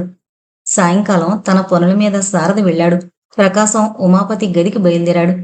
అక్కడికి వెళ్లి విచారిస్తే ఇంటివాళ్లు చెప్పారు. ఏదో నాయనా, మొదట మనిషిని చూసి మర్యాదస్తుడే అనుకున్నాం. తర్వాత ఇంటిని ముండలకొంప చేస్తుంటే ఖాళీ చేసేయమన్నాం. ఏం చేస్తాం? ఖాళీ ఎప్పుడు చేశాడండి? ఆ మెడికల్ కాలేజీ పిల్ల ఎత్తగాడు బెంగళూరు వెళ్ళి రాగానే. ఆ పిల్ల పేరేంటో మీకు తెలుసా? విమల. ప్రకాశం విమలన్ గురించి మెడికల్ కాలేజీ హాస్టల్లో విచారించాడు. చెడు ప్రవర్తన వల్ల కాలేజీ హాస్టల్ నుంచి గెంటేశామని చెప్పింది వార్డెన్. కానీ విమల ఇప్పుడు ఎక్కడుంటుందో తెలియలేదు. ఉసూరుమని తిరిగొస్తుంటే హాస్టల్లోకి వస్తున్న ఎవరో స్టూడెంట్ కనిపించింది. ఆవిడతో కాస్త నవ్వుతూ మాట్లాడి కాఫీ తాగి విమలన్ గురించి అడిగాడు. ఆవిడ విమలుంటున్న గది అడ్రస్ చెప్పింది. ప్రకాశం విమల గది చేరేసరికి దాదాపు 6 గంటలు కావస్తోంది. పొద్దు గుంకుతోంది. ప్రకాశం వెళ్లి విమల గది తలుపు తట్టాడు. క్షణంలో తలుపు తెరుచుకుంది. ఎగిరి మీద దూకి కౌగిలించుకోబోయిన విమల ఆగి కళ్ళు పెద్దవి చేస్తూ నిలబడిపోయింది. నా పేరు ప్రకాశం, మాది రొంపిచెర్ల అన్నాడు ప్రకాశం. విమల ముఖంలో కాంతి అదృశ్యమైంది. రండి అంది. ప్రకాశం వెళ్లి కుర్చీలో కూర్చుని గదంతా కలి చూశాడు. గది నానా చీదరగా ఉంది. చీరలు, ప్యాంట్లు, షర్ట్లు దండాలకు వేలాడుతున్నాయి. విమలను చూశాడు ప్రకాశం. నీటుగా తయారై ఎక్కడికో బయలుదేరడానికి సిద్ధంగా ఉంది. లోపల కట్టుకున్న లంగా కనిపించే ఉల్లి పొరలాంటి చీర, రవికెకు చీరకు మధ్యున్న జానెడు పొలుచని పొట్ట, ఎగదువి రింగులో నుంచి దూర్చిన వంకీల జుత్తు. వేషం నవనాగరికంగా ఉంది. విమల గారు మీరేనా? ప్రశ్నించాడు ప్రకాశం. ఈ ప్రశ్న చాలా ఆలస్యంగా వేస్తున్నారు అంది విమల విలాసంగా కను చివరల నుంచి చూస్తూ. ప్రకాశం త్రుళ్ళిపడ్డాడు. క్షమించండి అన్నాడు. క్షమించాం. మీరు రావడం నా కోసమేనా? కాదు, మా ఉమాపతి కోసం. పని? అతని పెళ్లి విషయం మాట్లాడాలి అన్నాడు ప్రకాశం. ఆ మాటతో విమల పెడసరితనం కుదురుతుంది అనుకున్నాడు. కానీ లాభం లేకపోయింది. మిస్టర్ ప్రకాశం, పర్వాలేదు. మీ వేషం చూసి మోసపోయాను. మీకు కాస్త తెలివితేటలున్నాయి. చాలా సంతోషం. ఉమాపతితో మాట్లాడాలి. ఎప్పుడొస్తాడు? ఉమాపతిని నేనేమీ కొంగును ముడేసుకోవడం లేదు. అతను ఇష్టం ఉన్నప్పుడు వస్తాడు. అతనికి నా మీద ఇష్టం ఎప్పుడు పుడుతుందో తెలుసుకోవడానికి నాకు జ్యోతిష్యం రాదు. అసలు దాని మీద నాకు నమ్మకము లేదు. ప్రకాశం కాస్త ఆలోచించి అన్నాడు. మిమ్మల్ని వివాహం చేసుకుంటానని ఉమాపతి ఒక స్నేహితుడితో అన్నాడట, నిజమేనా? విమల విరగబడి నవ్వింది. ఆ నవ్వడంలో ఆవిడ పైట జారి తొడల మీద పడింది. విమల పైటను సర్దుకోలేదు. ప్రకాశానికి హఠాత్తుగా ఆవిడ తన చుట్టూ వాలపరచడం లేదు కదా అని సందేహం కలిగింది. అలాగైతే మీరిద్దరూ వివాహం చేసుకోరా? మళ్ళీ అమాయకంగా అడిగాడు ప్రకాశం.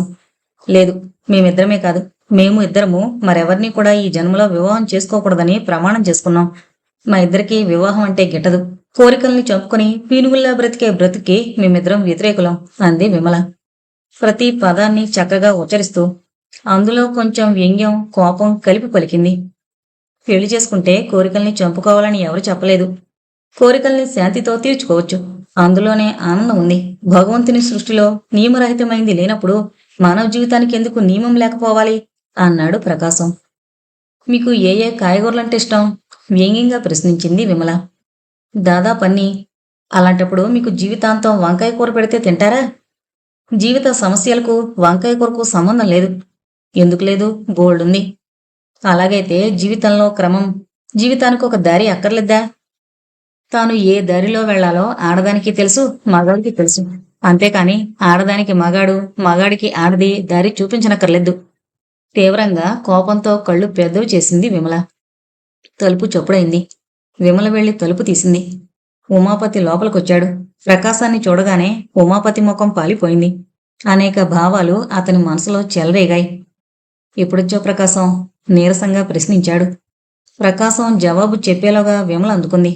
అరగంటైంది. వచ్చినప్పటి నుండి నీతిని గురించి ఒకటే ధర్మోపదేశం చేస్తున్నాడు. ప్రకాశం లేచి నిలబడ్డాడు. కాస్త బయటకొస్తావా? ఒక మాట అన్నాడు. ఉమాపతి విమలకేసి చూశాడు. వెళ్ళు, నీకు ఉపదేశం చేస్తాడు అంది విమల. ప్రకాశం, ఉమాపతి రోడ్డు మీదకొచ్చారు. ఎందుకు ఉమాపతి, దినదినానికి ఇలాగవుతున్నావు? మీ అమ్మా నాన్న నీలో ప్రాణం ఉంచుకుని బ్రతుకుతున్నారు. నువ్వు ఇలాగైతే ఆ సంసారం గతి ఏమిటి? చాలా నెమ్మదిగా అన్నాడు ప్రకాశం. నేను ఎలాగయ్యాను? ఎవరినైనా ప్రేమించడం తప్ప తప్పు కాదే. నేను విమల ప్రేమించుకున్నాం. వివాహం చేసుకోబోతున్నారా? మాట మధ్యలో ప్రశ్నించాడు ప్రకాశం. లేదు. పెళ్లి చేసుకుంటే తర్వాత ప్రేమేమిటి? నా తలకాయ. అలాగైతే జీవితాంతం ఇలాగే ఉంటారా? ఇష్టం ఉన్నన్ని రోజులుంటాం. కష్టమైతే బాయ్ బాయ్ అని విడిపోతాం. ఈలోగా పిల్లలు పుడితే? ఉమాపతి బిగ్గరగా నవ్వాడు. ప్రకాశం జబ్బ మీద గట్టిగా చరుస్తూ అన్నాడు. పిల్లలెందుకు పుడతారో? ఇది బీసీ కాదు, 20వ శతాబ్దం. ఏడి మోడ్రన్ సైన్సు చాలా అభివృద్ధి అయింది. ఇక చర్చించి లాభం లేదనుకుని సెలవు తీసుకుని బయలుదేరాడు. అతని తల రేగిన తేనెటీగల తుట్టిలాగుంది. విమల ఉమాపతులతో మాట్లాడిన తర్వాత అతనిలో అనేక సందేహాలు పొడసూపాయి.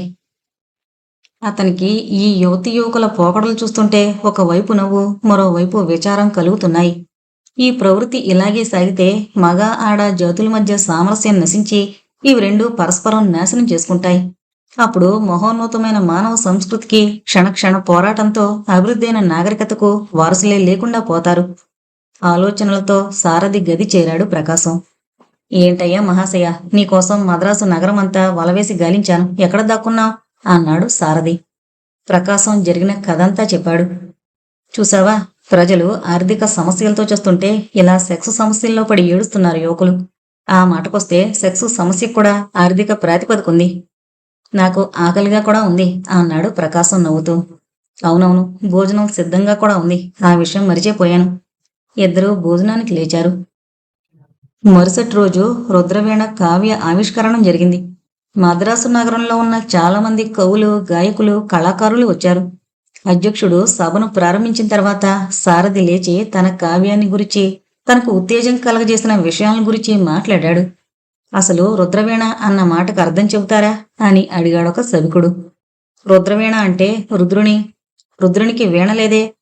లేకపోతే భయంకర. వీణ భయంకరమైందా? ఇలాంటి పదాల్ని అలా ఆలోచించకూడదండి. అగ్నివీణ అని ఉందనుకోండి, దానికి అగ్నితో చేసిన వీణ అని అర్థం చెప్తామా? మరేంటి చెబుతారు? అగ్నిని వర్షించే వీణ అని అర్థం. ఓహో, అభ్యుదయ కావ్యం అంటే ఇలాంటి పేరుండాలి. బాగుంది అన్నాడు ఆ చాదస్త పండితుడు. ఆ మాటతో అల్లరి రేగింది. మాటా పెరిగింది. సారథి ఎంత మొండిగటమో అతను కూడా అంతే. వీధి వ్యభిచారుల గురించి గాని, బిచ్చవాళ్ల గురించి గాని, యజమాని దోష్ట్యానికి బలైన కూలీల గురించి గాని రాసి అన్నింటికీ కారణం డబ్బని నినాదాలు చేయడం తప్పితే అభ్యుదయ కవిత్వంలో లేదని తెగేసి చెప్పాడా పెద్ద మనిషి. అభ్యుదయం అంటే అదే అన్నాడు సారథి. ప్రకాశం కల్పించుకుని సర్దాలని ప్రయత్నం చేశాడు. ఆ పెద్ద మనిషి ప్రకాశం మీదకే తిరగబడ్డాడు. అభ్యుదయం అంటే రానున్న కాలాన్ని, దాని స్వరూపాన్ని గుర్తించడం. దానికి ఇవన్నీ మార్గాలవుతాయి. మీరు దయచేసి కోపం చేసుకోకుండా కూర్చోండి. నమస్కారం చేసి ప్రార్థించాడు ప్రకాశం. ఆ మాటతో ఆ పెద్ద మనిషి కాస్త మెత్తబడ్డాడు. ఇది పోట్లాట కాదు నాయనా, సాహిత్య చర్చ. ఇందులో కోపాలు తాపాలు లేవు అన్నాడు. తర్వాత సభ బాగానే జరిగింది. అందరూ బయలుదేరుతున్నారు. ప్రకాశం కూడా బయలుదేరబోతుండగా ఇందాకటి పెద్ద మనిషి వచ్చి, మీ దేవుడు నాయనా అని అడిగాడు. ప్రకాశం చెప్పాడు. ఇందాక రాబోతున్న కాలాన్ని దర్శించగలిగిన వాడే అభ్యుదయవాది అని కదూ నువ్వన్నావు? అవునండి అన్నాడు ప్రకాశం. సాంఘిక విలువలు ఎప్పుడూ మారుతూనే ఉంటాయి కదా, అలాంటప్పుడు ఎలా రాబోయే కాలాన్ని చూడడం? కొంతదాకా మారే విలువలు కొన్ని ప్రాథమిక సూత్రాలకు లోబడే ఉంటాయి. కానీ ఒక స్థితి వచ్చేసరికి అన్ని ప్రాథమిక సూత్రాలని కాదని విలువలు మారిపోతాయి. తర్వాత మార్పు ఉండదా? ఉండదనే అంటారు కొందరు, కానీ నాకు అనుమానంగానే ఉంది. అలాంటప్పుడు ఇలాంటి కావ్యాలు నిలవు. కొన్ని వేల సంవత్సరాల నుంచి సాంఘిక విలువలు ఎంత మారినా రామాయణ, భారత, భాగవతాలకు విలువ తగ్గలేదు. సారథి వచ్చి రాగానే ఆ పెద్ద మనిషితో అన్నాడు. దానికి కారణం నేను చెబుతాను. చూడండి, ఇందాక వచ్చిన మార్పులు కొడుకు తండ్రి మాటను గౌరవించాలి, తమ్ముడు అన్న కోసం ఎలాంటి త్యాగమైనా చెయ్యాలి మొదలగు ప్రాథమిక సూత్రాలకు లోబడొచ్చాయి. కానీ మారే సాంఘిక విలువల్లో ఈ నీతులకు స్థానం లేకపోతే మీ రామాయణ, భారత, భాగవతాలు కూలిస్తామన్నా ఎవరు చదవరు తెలుసా? బిగ్గరగా నవ్వాడు సారథి. ఆ పెద్ద మనిషి త్రుళ్ళిపడ్డాడు. రామరామ అంటూ చెవులు మూసుకుని వెళ్ళిపోయాడు. చూసావా మన దెబ్బ అన్నట్టు చూశాడు సారథి ప్రకాశం వైపు.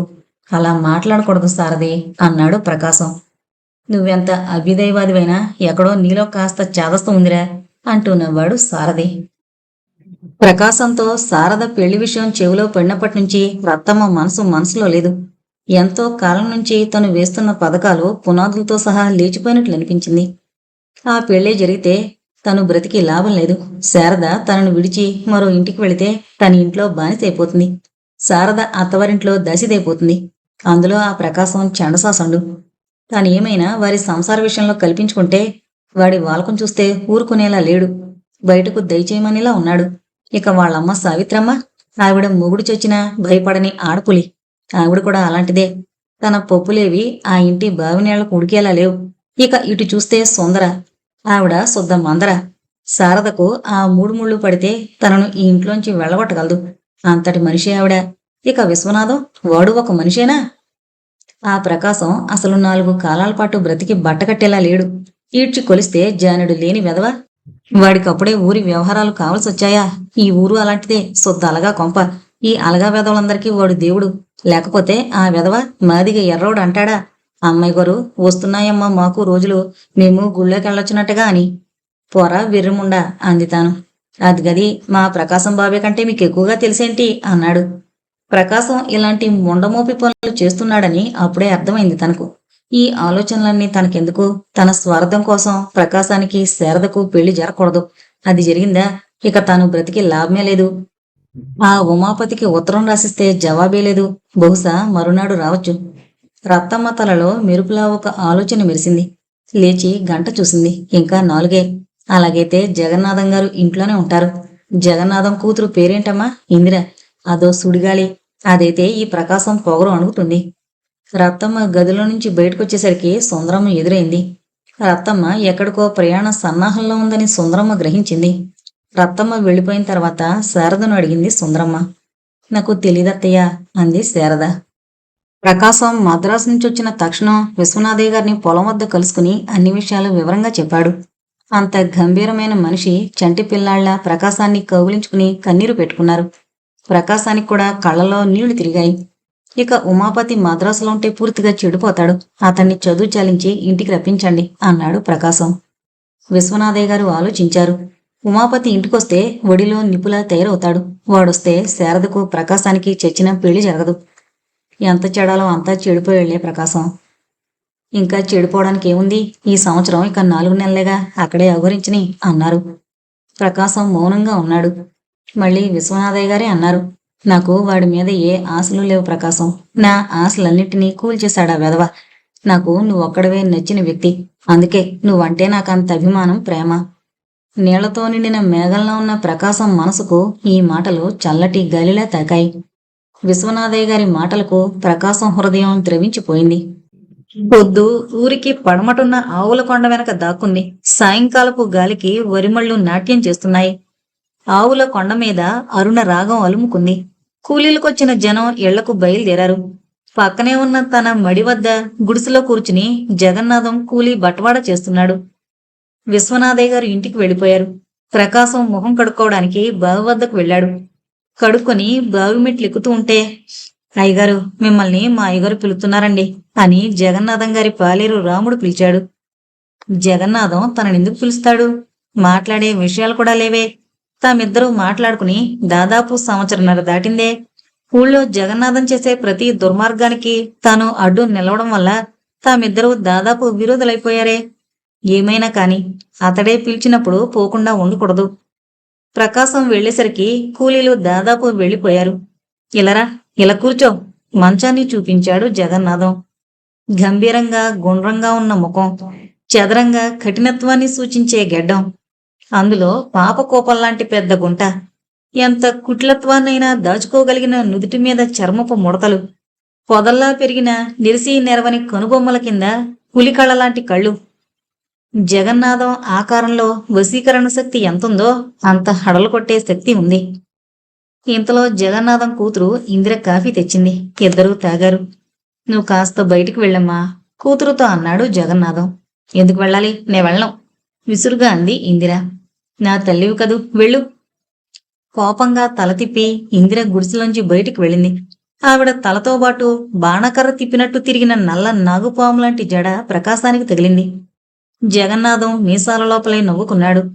కాసేపు నిశ్శబ్దంగా గడిచింది. ఇళ్లకు చేరుతున్న పశువుల అంబారావాలు, కపిలబావి పక్కనున్న వెదురు గుమిలో దూరుతున్న గాలి ఎలా తప్ప వాతావరణం కూడా నిశ్శబ్దంగా ఉంది. ప్రకాశం, నీతో ఒక ముఖ్య విషయాన్ని మాట్లాడాలని రమ్మన్నాను. మరేమీ అనుకోకు. నువ్వింకా కుర్రాడివి. నీకింకా ఉండేల దెబ్బ ఎంత గట్టిగా తగులుతుందో తెలీదు. నువ్వు అనవసరంగా గ్రామ విషయాల్లో వేలు పెడుతున్నావు. లేకపోతే నీకు చక్కెర ఫ్యాక్టరీ వాటాల సంగతెందుకు?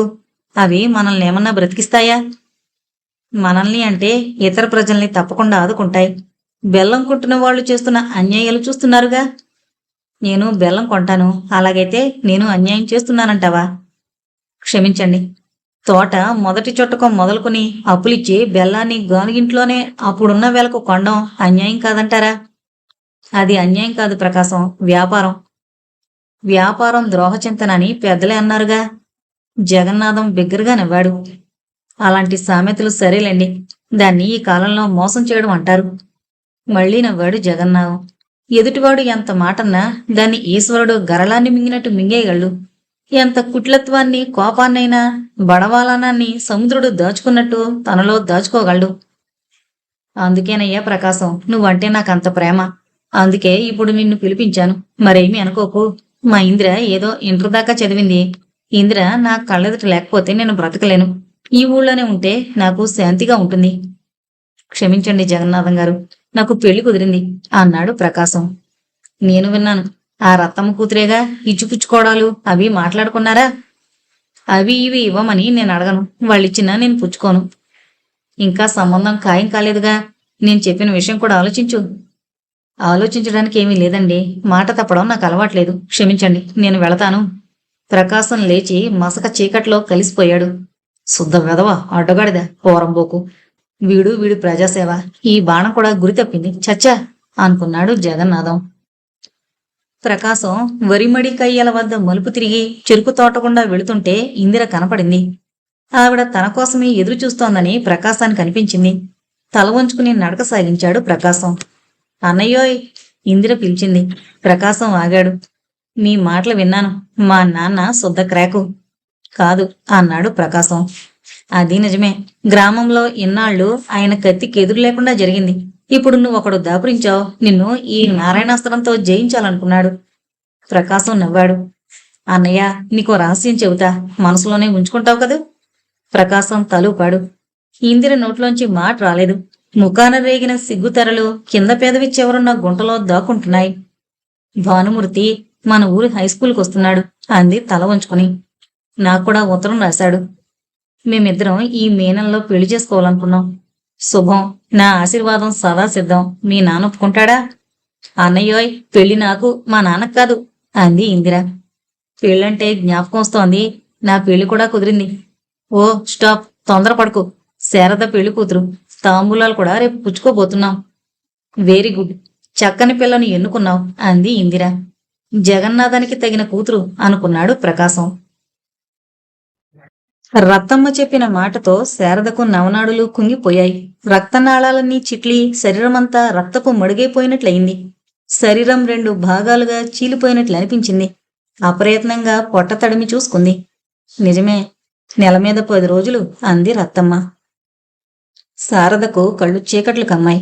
ఇంకా తన జీవిత పుష్పం వికసించనే లేదు. దానికొక ప్రత్యేక సౌందర్యం తావి తనలోని జీవన మాధుర్యాన్ని తుమ్మెదరాయుడు తాగుతుంటే కలిగే మధురానుభూతి తెలియవు. కాని దానికప్పుడే రేకులు రాలిపోయేలా ఉన్నాయి. రత్తమ్మ వెళ్ళిపోయింది. పొద్దు గూట్లో పడింది. శారద దీపమైనా లేని చీకటి గదిలో అలాగే కూర్చునుంది. ఏంటమ్మా అలా ఉన్నావు? సుందరం వచ్చి ప్రశ్నించింది. శారద చెప్పింది. సుందరమ్మ శారదను కౌగిలించుకుంది. ఇద్దరూ నిశ్శబ్దంగా ఏడ్చుకున్నారు. ఏం జరగకూడదో అదే జరిగింది. ఇందుకు ఎవరినని లాభం లేదు. చివరకు దేవుడు కూడా నీ మీద దయలేదు. ఇద్దరు చేసిన పాపానికి ఒక్కరికే శిక్ష అంది సుందరమ్మ. శారద భోజనం చేయలేదు. సుందరమ్మ కూడా భోజనం చేయనేలేదు. రత్తమ్మ భోంచేసి పడుకుంది. ఎందుకలా అదోలా ఉన్నావు? ఒంట్లో బాగలేదా? భోజనం వద్ద విశ్వనాథయ్య గారు సుందరమ్మని అడిగారు. ఏం లేదు, బాగానే ఉన్నానే పొడిగా నవ్వుతూ అంది సుందరమ్మ. విశ్వనాథయ్య గారు శనగవామి వద్దకు కాపలాకు వెళ్ళిపోయారు. రాత్రి 10 గంటలయింది. ఇంట్లో అందరూ పడుకున్నారు గాని ఎవరి మనసు విశ్రాంతిగా లేదు. శారద మనసు ఆలోచనలతో నాలికలు పేలికలుగా చీలిపోతూ ఉంది. తాను శీలం చెడిన కన్య, పైగా కడుపుతా ఉంది. ఇలాంటి తాను ప్రకాశానికి భారీగా ఎలా తగుతుంది? శారద చుట్టూరా చూసింది. చీకటి నిశ్శబ్దం. గది తలుపు తీసుకుని నడవాలకొచ్చింది. ఎవరూ లేరు. దొడ్డిదావగుండా బయలుదేరింది. 11 దాటుతున్నా ఊరు పూర్తిగా మోటుమణిగిపోయింది. గుడ్డి కాంతిని చిమ్ముతున్న పంచాయతీ బోర్డు ఎలక్ట్రిక్ దీపాలు, కడుపులో ఆకలితో నిద్రరాని కుక్కలు ఊరిని ఏలుతున్నాయి. ప్రకాశం ఇల్లు చేరి కిటికీలోంచి తొంగి చూసింది. ప్రకాశం పడుకుని చదువుకుంటున్నాడు. మెల్లగా తలుపు తోసింది. గడియవేసుంది. తలుపు చప్పుడుకు ప్రకాశం లేచొచ్చి తలుపు తీశాడు. ఎదురుగా శారద నిలబడింది. ఆశ్చర్యం, సంతోషం, ఉద్వేగం అతనిలో ముప్పిరిగొన్నాయి. లోపలికి రా శారద అన్నాడు. శారద అడుగులో అడుగేసుకుంటూ వెలుతురులోకొచ్చి నిలబడింది. ప్రకాశం శారదకేసి చూశాడు. ఏడ్చేడ్చి కళ్ళు ఉబ్బున్నాయి. బుగ్గల మీద కన్నీళ్లు చేరికలు కట్టాయి. కళ్లకు కాటుక, ముఖంలో కుంకుమ ఏమీ లేవు. ఏం శారదా అలా ఉన్నావ్? ఏమనాలో తెలియక ఏదో అడగాలనన్నాడు. శారద జవాబు చెప్పలేదు. బుగ్గల మీదుగా ధార కడుతున్నాయి కన్నీళ్లు. ఏం శారదా? అమ్మేమేనందా? కాదన్నట్టుగా తల ఊపింది.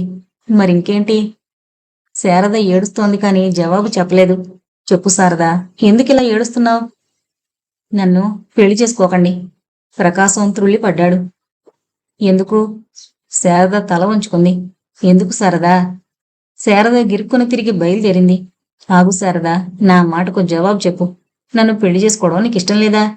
ఇష్టం లేకపోతే చెప్పు. తాంబూలాలు పుచ్చుకున్నా పర్వాలేదు. విశ్వనాథం మామయ్యతో చెప్తాను. కాదు. ఎందుకు నన్ను ఇలా బాధ పెడతావు? చెప్పు శారదా, కారణం చెప్పు. ప్రకాశం గొంతు జీరపోయింది. నేను గర్భంతో. తర్వాత మాట్లాడలేకపోయింది. సిగ్గుతో నాలుక చీలిపోయినట్లు అనిపించింది. శరీరంలో రక్తం కాళ్లలో నుంచి జారిపోయినట్లు అనిపించింది. ప్రకాశం తలలో రక్తనాళాలు ఒక్కసారిగా చిట్లిపోతున్నాయి. నోట మాట రాలేదు. అలాగే కిటికీలోంచి బయటకు చూస్తూ కాసేపు నిల్చున్నాడు. అతడు ఎవరు? కాసేపటి తర్వాత శాంత గంభీర స్వరంతో ప్రశ్నించాడు. మామయ్య కొడుకు. మీరిద్దరూ పెళ్లి చేసుకుంటారా? శారద తల అడ్డంగా తిప్పింది. మళ్లీ కాసేపు నిశ్శబ్దం గదిని పాలించింది. ఇద్దరి మధ్య విద్యుత్ దీపం మహర్షి ముఖం తేజంలాంటి కాంతిని చిమ్ముతోంది. నేను వెళతాను. ఈ పెళ్లికి మీరు ఒప్పుకోకండి. నేను మీకు తగను. వెళతాను. ఎక్కడికి? తెలీదు. జీవితానికి గమ్యం లేకపోవడం చాలా చెడ్డది. నాకు జీవితం మీద ఆశ లేదు. నేను వెళతాను. వెళుదుగాని నువ్వు చెప్పినట్లు మామయ్యతో చెప్తాను. కానీ ఒక్క మాట, ఈ సంగతి ఎవరెవరికి తెలుసు? మా అమ్మకు, అత్తయ్యకు. ఇంకా కొన్నాళ్ళకి ఇది అందరికీ తెలుస్తుంది. అప్పుడు నిన్నెవరు పెళ్లి చేసుకుంటారు శారదా? ఎవరూ చేసుకోరు. అందాక నేను ఉండను అంది తల వంచుకునే. అందుకే నేను చేసుకుంటాను. నువ్వు ఉండకపోతే మరో శారద నాకు దొరకదు. శారద తలెత్తి చూసింది. ఆవిడ ప్రకాశాన్ని తలెత్తి చూడడం ఇదే మొదటిసారి. అతని పెదవుల మీద వెన్నెలలాంటి చిరునవ్వు, ఆ కళ్లల్లో అనంతమైన జిజ్ఞాస. శారద హృదయంలో దుఃఖం వెలుగులా పొంగింది. ఆ దుఃఖాన్ని ఆవిడ తనలో అణుచుకోలేకపోయింది. ప్రకాశం శారద భుజం మీద చేయి వేసి బుగ్గల మీద కారుతున్న కన్నీళ్లు తుడిచాడు. ఏడవడం చాలు. ఆడదాని జీవితమే కన్నీళ్లు. ఉన్నవంతా ఇప్పుడే కరిచేస్తే అవసరం వచ్చినప్పుడు అవి కూడా లేకపోతే జీవితంలో శాంతే లేకపోతుంది. శారద గట్టిగా ప్రకాశాన్ని వాటేసుకుంది. అతని హృదయంలో తలదాచుకుంటే ఆవిడకు శాంతి లభించింది. అతని స్పర్శ కళ్ళలో ముళ్ళుగుచ్చుకున్నట్టు ఉమాపతి స్పర్శలా లేదు. ఎవరో తలుపు దబదబా బాదారు. ప్రకాశం వెళ్లి తలుపు తీశాడు. విశ్వనాథయ్య గారు, సుందరమ్మ లోపలికొచ్చి శారదను చూసి కొయ్యబొమ్మలైపోయారు. విశ్వనాథయ్య గారు అవమానంతో తలెత్తుకోలేకపోతున్నారు. ప్రకాశం, నీకు తీరని ద్రోహం చేయబోయాను. దైవానుగ్రహం వల్ల తప్పింది. పెద్దవాణ్ణైనా చేతులు జోడించి ప్రార్థిస్తున్నాను, క్షమించు. విశ్వనాథయ్య గారి కంఠంలో నుంచి మాటలు ఒక్కొక్కటే బయటపడ్డాయి. వారి కళ్లల్లో ఉన్న కన్నీళ్లు చెంపల మీదకి జారబోతున్నాయి. దైవానుగ్రహం ఉంది కనుకొనే తప్పించుకోబోయిన అదృష్టం చేతికి చిక్కింది. ఇందాక శారద అంతా చెప్పింది. పెళ్లి తప్పక జరుగుతుంది. మీరు వెళ్ళండి. ప్రకాశం. అవును, ప్రకాశాన్నే నేను. మీరు వెళ్ళండి. విశ్వనాథయ్య గారు ఏమేమో చెప్పబోయారు. కాని ప్రకాశం వినిపించుకోలేదు. ప్రకాశం మళ్లీ మంచం మీద కూర్చున్నాడు. దీపం వెలుగుతోంది. గదంతా కాంతి నిండి కిటికీ గుండా బయటకు పొర్లుతోంది. ప్రకాశం హృదయం కూడా తృప్తితో, ఆనందంతో నిండుంది. మళ్లీ తలుపు కొట్టిన చప్పుడు. ప్రకాశం కాసేపు అనుమానించి వెళ్లి తలుపు తీశాడు. ఎరా, ఇంకా పడుకోలేదు? అంది లోపలికొచ్చిన సావిత్రమ్మ. లేదమ్మా. హరికథ చాలా బాగుంది అంది మళ్ళీ. ఏం కదా? విరాట పర్వంలో కీచక వధ. కీచకుడు అనగానే ఉమాపతి ప్రకాశం మనసులో మెదిలాడు. వెళ్లి పడుకున్నా తృప్తితో నిండిన మైకంతో రెప్పలు కొరుచుకుంటున్నా ఆ ఊహ చెరిగిపోలేదు. ద్రౌపది కళ్లల్లో అంత శాంతిని చూసిన కీచకునిలో కామం ప్రకోపించింది. శారద ముఖంలోని పవిత్ర ముద్ర, కళ్లల్లో అంత శాంతి చూసినా ఉమాపతి బలవంతం చేయగలిగాడు. ఎలా వీలైందో? కోరొచ్చినప్పుడు శారద సౌందర్యవతి గాని మిగిలిన సందర్భాల్లో కాదే. శారద సౌందర్యం ఆకర్షిస్తోంది కాని రక్తాన్ని వేడెక్కించి నరాల్ని చీల్చి వ్యామోహపరచదే. చాలామంది స్త్రీలకు రూపానికి హృదయానికి సంబంధం ఉండదు. కాని శారదలో అలా కాదు. శారద హృదయమే శరీరం, ఆవిడ శరీరమే హృదయం. ప్రకాశానికి చల్లని గాలి జోలపాడింది. హాయిగా నిద్రపోయాడు. మరుసటి రోజు సుందరమ్మ అన్నయ్య వచ్చాడు. అతని భార్యకు పురుడు పోసుకునే సమయానికి సుందరమ్మను ఇంటి పనులు చూసుకోవడానికి రమ్మని అడిగాడు. శారద విషయంలో అశాంతి, చేనులో ముదురుతున్న కంది ఆనపకాయలు, వీటి వల్ల ఆవిడ వీల్లేదంది. అందాక వింటూ కూర్చున్న రత్తమ్మ శారదను తీసుకుని వెళ్లమంది. అందరూ సరేనన్నారు. శారదను రహస్యంగా పిలిచి సుందరమ్మ చెప్పవలసిన విషయాలు చెప్పి పంపింది. శారద మరునాడు రాఘవయ్య మామతో కలిసి కృష్ణాపురం బయలుదేరి వెళ్ళింది.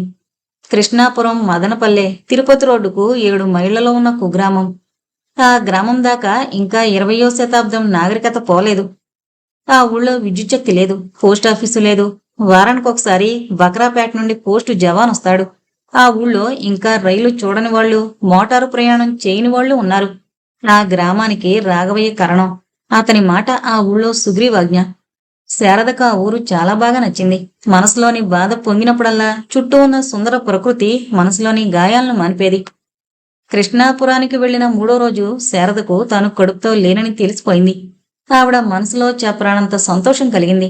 వెంటనే ప్రకాశానికి ఉత్తరం రాయాలనుకుంది. కాని గుండె చాలలేదు. సిగ్గు, భయమూ కలిగాయి. తాను గర్భవతి కాకపోయినంత మాత్రాన తన శీలం చెడకుండా లేదని జ్ఞాపకం వచ్చింది. అందువల్ల ప్రకాశానికి ఉత్తరం రాసేపాటి సాహసం కలగలేదు. ఆ 3 రోజుల తర్వాత కవర్ తెప్పించి రత్తమ్మ పేర ఉత్తరం రాసి పాలేరు చేతికిచ్చి బక్రాపేటలో పోస్టు చేసి రమ్మంది. 4 రోజుల తర్వాత ఉత్తరం అందుకున్న రత్తమ్మ చదివి తెల్లబోయింది. ఈ పెళ్లి తప్పించడానికి తను చేసిన ఆఖరి ప్రయత్నం కూడా ఇలా వృధా కావడం ఆవిడకు నచ్చలేదు. తాను చేసిన అన్ని ప్రయత్నాలు వృధా అయ్యాయి.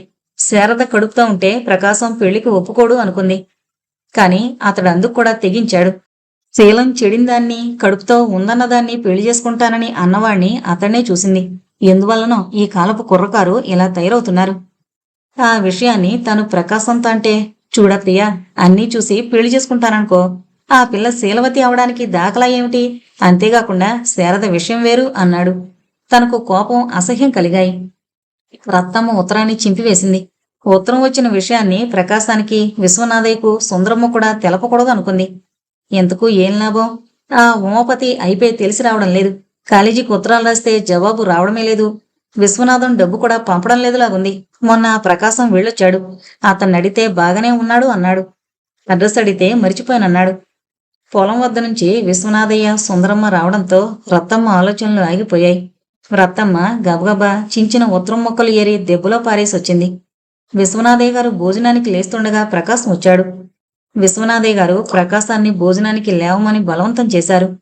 ప్రకాశం, విశ్వనాథయ్య గారు కలిసి భోంచేశారు. ఇద్దరూ వెళ్లి వీధి అరుగు మీద కూర్చున్నారు. ప్రకాశం ఎందువల్ల మాట్లాడకుండా గంభీరంగా ఉన్నాడు. విశ్వనాథయ్య గారు ఎందుకని అడిగారు. జగన్నాథం నా కొంప ముంచే ప్లాన్ వేస్తున్నాడు అన్నాడు ప్రకాశం తల వంచుకునే. అంటే? కుంభం రాయిని కాలవ కింద దొరవ నానుకునున్న తన బావిని లోతు చేస్తున్నాడు. చేస్తే దాని పక్కనే ఉన్న మా బావిలో ఊట పైనే ఉంది. మా బావికి వాళ్ల బావికి మధ్య దూరం 10-12 మూరలు కూడా లేదు. జగన్నాథం తన బావి మరి 2 మట్లు లోతు చేస్తే మా బావి ఎండిపోతుంది. అలాగైతే గతి? ఏమీ తోచడం లేదు, అందుకని మీ దగ్గరకు వచ్చాను. నాకు ఏమీ తోచడం లేదు. ఎంతకు అంత కార్పణ్యం ఎందుకు? ఉంది. జగన్నాథం చాలా పెద్దెత్తు వేశాడు. అతడు ఊళ్ళో చేస్తున్న దుర్మార్గాలకు అన్నింటికీ నేను అడ్డుపుల్ల వేస్తున్నాను కదూ. అందుకని నన్ను ఎలాగైనా లోపరుచుకోవాలనుకున్నాడు. తన కూతురు ఇందిరను పెళ్లి చేసుకోమన్నాడు. వీల్లేదన్నాను.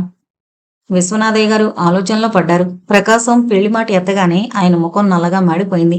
ప్రకాశం ఇది గమనించాడు. ఇందిర తిరుపతిలో ఇంటర్ చదువుతున్నప్పుడు భానుమూర్తి అని నా స్నేహితుడిని ప్రేమించింది.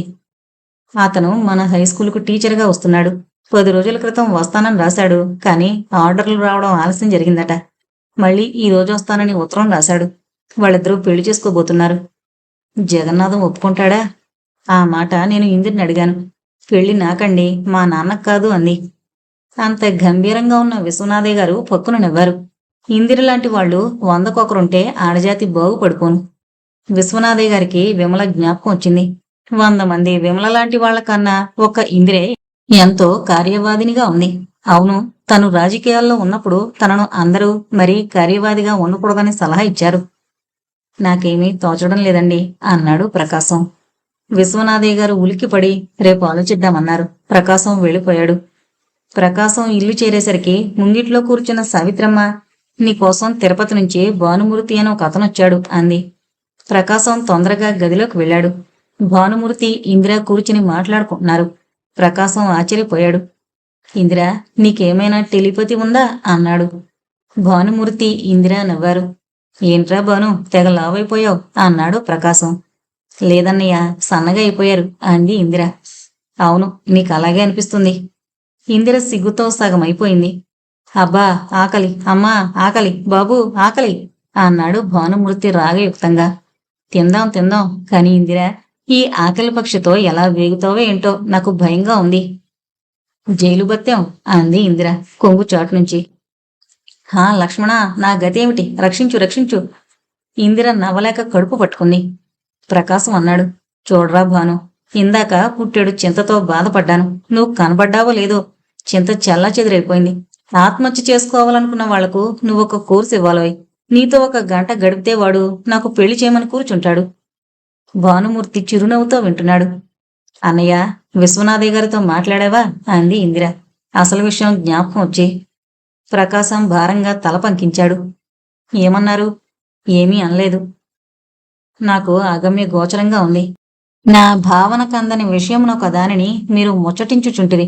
మీ దృష్టికి తెచ్చుటకు కడుంగడుగు విచారించుచుంటి అన్నాడు భానుమూర్తి. ప్రకాశం వివరంగా చెప్పాడు.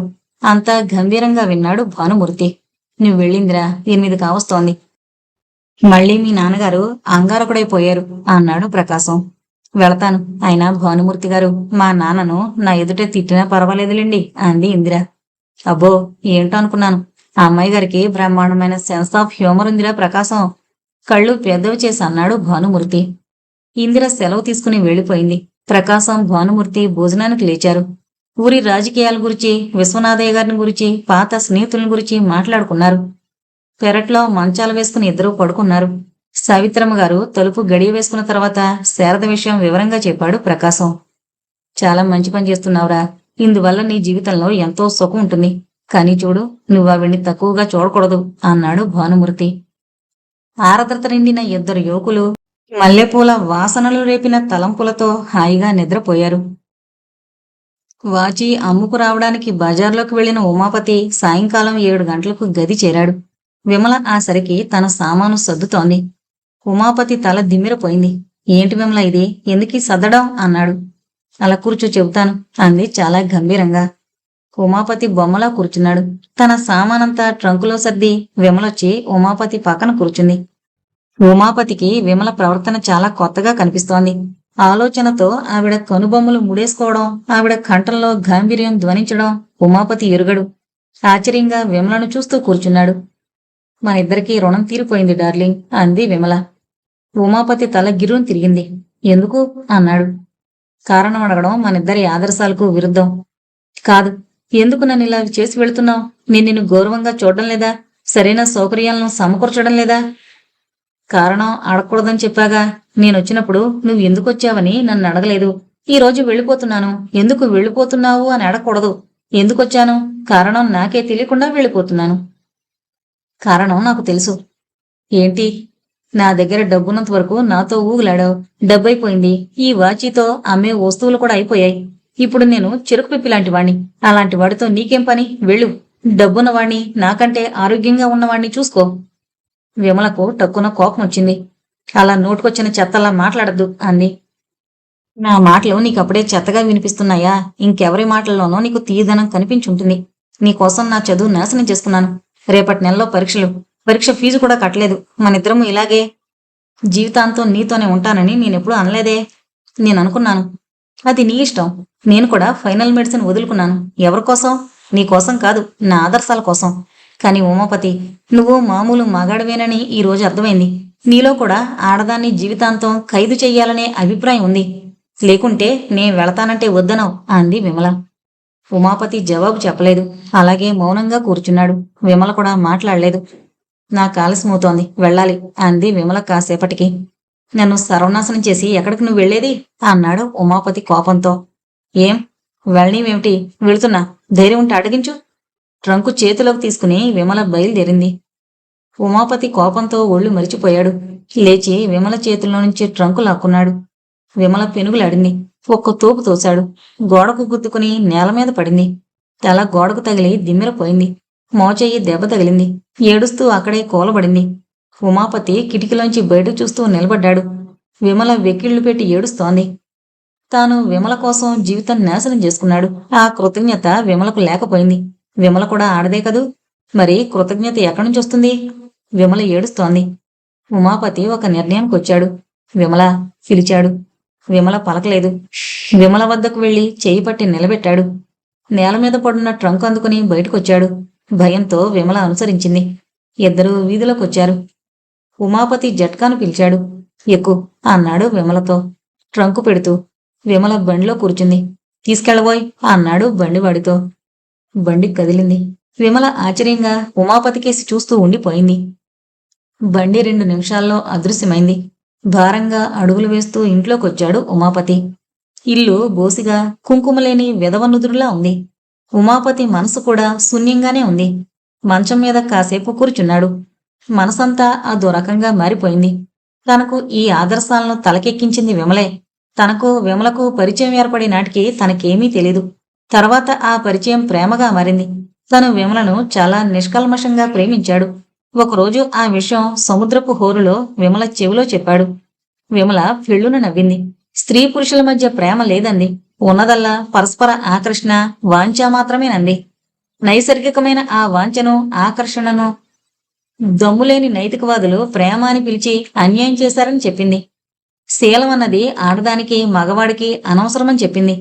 రోజు రోజుకు ఈ విషయాలు తన తలకు ఎక్కాయి. తను కూడా స్వేచ్ఛ ప్రణయవాదాన్ని ఆమోదించాడు, ప్రచారం చేశాడు. కాని ఇదంతా ఒక ఆడది తన స్వార్థం కోసం చేస్తున్న పని అని తనకు తోచలేదు. ఛ, విమలని ఏం లాభం? ఆడబుద్ధి ననాలి. ఆడబుద్ధి ఎప్పుడూ వక్రమే. ఏ మగవాడి జీవితం నాశనమైనా అందుకు కారణం తప్పకుండా ఆడదే. ఆడదాని హృదయంలో ప్రేమ లేదు, ఒట్టి కోరికలు. శరీరంలో రక్తం కాదు ఉంది, కల్మషత్వం, స్వార్థం. అందుకే ఎవరో మహానుభావుడు సరిగ్గా అన్నాడు, ప్రతి ఆడదానికి ఏ క్షణంలోనైనా 2 మగాళ్ల మీద మనసుంటుందని. ఛ, తాను ఆడదాని చేతిలో మోసపోయాడు. తన చదువుతో, పరువు మర్యాదలతో ఒక ఆడదానికి పాదాభిషేకం చేశాడు. ఇక జీవితంలో ఆ పని చేయడు. ఆడదాన్ని నమ్మడు. ఉమాపతి మనసు ఆలోచనలతో కాలిపోయింది. కడుపులో కోపం, అవమానం, ఆకలి పొట్లు దొక్కుతున్నాయి. హోటల్కు వెళ్లాలనుకున్నాడు. తల దూవుకోవడానికి నిలువుటద్దం ముందుకు వెళ్ళాడు. తన ప్రతిబింబం తనకే గుర్తు దొరకడం లేదు. తల పూర్తిగా చెదిరిపోయింది. దువ్వుకోవడానికి దువ్వెన కోసం వెతికాడు. ఎక్కడా కనిపించలేదు. విమల తీసుకెళ్ళుంటుంది. ఉమాపతికి బిగ్గరగా నవ్వాలనిపించింది. అలాగే చింపిరి తలతో గదికి తాళం వేసి బయలుదేరాడు. మద్రాసు వీధులు సందడిగా పసందుగా ఉన్నాయి. చుక్కల్లంటే భవనాలు, చూరుజారిన గుడిసెలు సంఘానికి ప్రతిబింబంలాగా ఉన్నాయి. కృష్ణపక్షం కాబోలు చంద్రుడు ఇప్పుడే ఉదయించాడు. వెన్నెల భవనాల మధ్య నుంచి చారలు చారలుగా కనిపిస్తోంది. మోటార్ల హారన్లు, రిక్షాల గంటలు వింటూ హోటల్కెళ్లి భోజనానికి కూర్చున్నాడు Umapathi. Hello, if I am correct, మీ పేరు ఉమాపతి అనుకుంటాను. ఎదురుగా కూర్చున్న వ్యక్తి పలకరించాడు. ఉమాపతి శారదని గుర్తుపట్టాడు. ఏవో విషయాలు మాట్లాడుకుంటూ ఇద్దరూ భోంచేశారు. శారది ఉమాపతిని తన గదికి రమ్మని పిలిచాడు. తను ఉన్న మానసిక స్థితిలో ఎవరో ఒకరు మాట్లాడడానికి ఉండడం మంచిదని ఉమాపతి శారది గదికి వెళ్ళాడు. శారది గది చాలా శుభ్రంగా ఉంది. అన్ని రకాల పుస్తకాలు అందంగా షెల్ఫుల్లో చక్కగా అమర్చున్నాయి. ఈ పుస్తకాలన్నీ మీరు కొన్నవేగా? ఉమాపతి అడిగాడు. చాలా కొన్నవే. నాకు పుస్తకాలు కొనడం ఒక పిచ్చి, అందులోనూ సెక్స్, ఎకనామిక్స్ పుస్తకాలు అన్నాడు శారది కుర్చీ తెచ్చివేసి. శారది గారు, మీకొక విషయం చెప్పాలి అన్నాడు ఉమాపతి తల వంచుకుని. చెప్పండి. విమల నన్ను వదిలేసి వెళ్ళిపోయింది. Success, grand success. ప్రకాశం నాతో మీ పురాణం చెప్పినప్పుడు సరిగ్గా నేను ఇలాగే జరుగుతుందని జోస్యం చెప్పాను. అలాగే నా మాట జరిగి తీరింది. చూసారా, డబ్బండి డబ్బు. మీ దగ్గర తైలం ఖాళీ కాగానే మరో గని చూసుకుంది. అందుకేనండి ఆ మహానుభావుడు అన్నింటికీ ధనమే మూలం అన్నాడు. మన పాత వాళ్ళున్నారు చూశారు, వారు మరీ ఘటికులు. ధనం మూలం ఇదం జగత్ అన్నారు. ఉమాపతికి విసుగు పుట్టింది. తన గుండెను కాలుస్తోన్న మాటను చెబితే సానుభూతిగా ఒక్క మాటైనా అనకుండా ఉపన్యాసిస్తున్నాడేమని చిరాకు పడ్డాడు. మీరెవర్నీ ప్రేమించడం లేదు? ఉడుకుమోత్తనంతో అడిగాడు ఉమాపతి. నేనెవర్నీ ప్రేమించడం లేదు, కానీ నన్ను ఒక అమ్మాయి ప్రేమిస్తోందట. ఆవిడ మా ఆఫీసులో క్లర్కు. నన్ను ప్రేమిస్తున్నానని ఉత్తరాలు రాసి నా ఊపిరి తీస్తోంది. ఇంకేం? ఎగతాళిగా అన్నాడు ఉమాపతి. కానీ దాని వెనకే ముందు ఆలోచించారా? పెద్ద ఆర్థిక సూత్రం. ఆవిడ 80 రాళ్లు సంపాదిస్తోంది, నేనొక 120 సంపాదిస్తాను.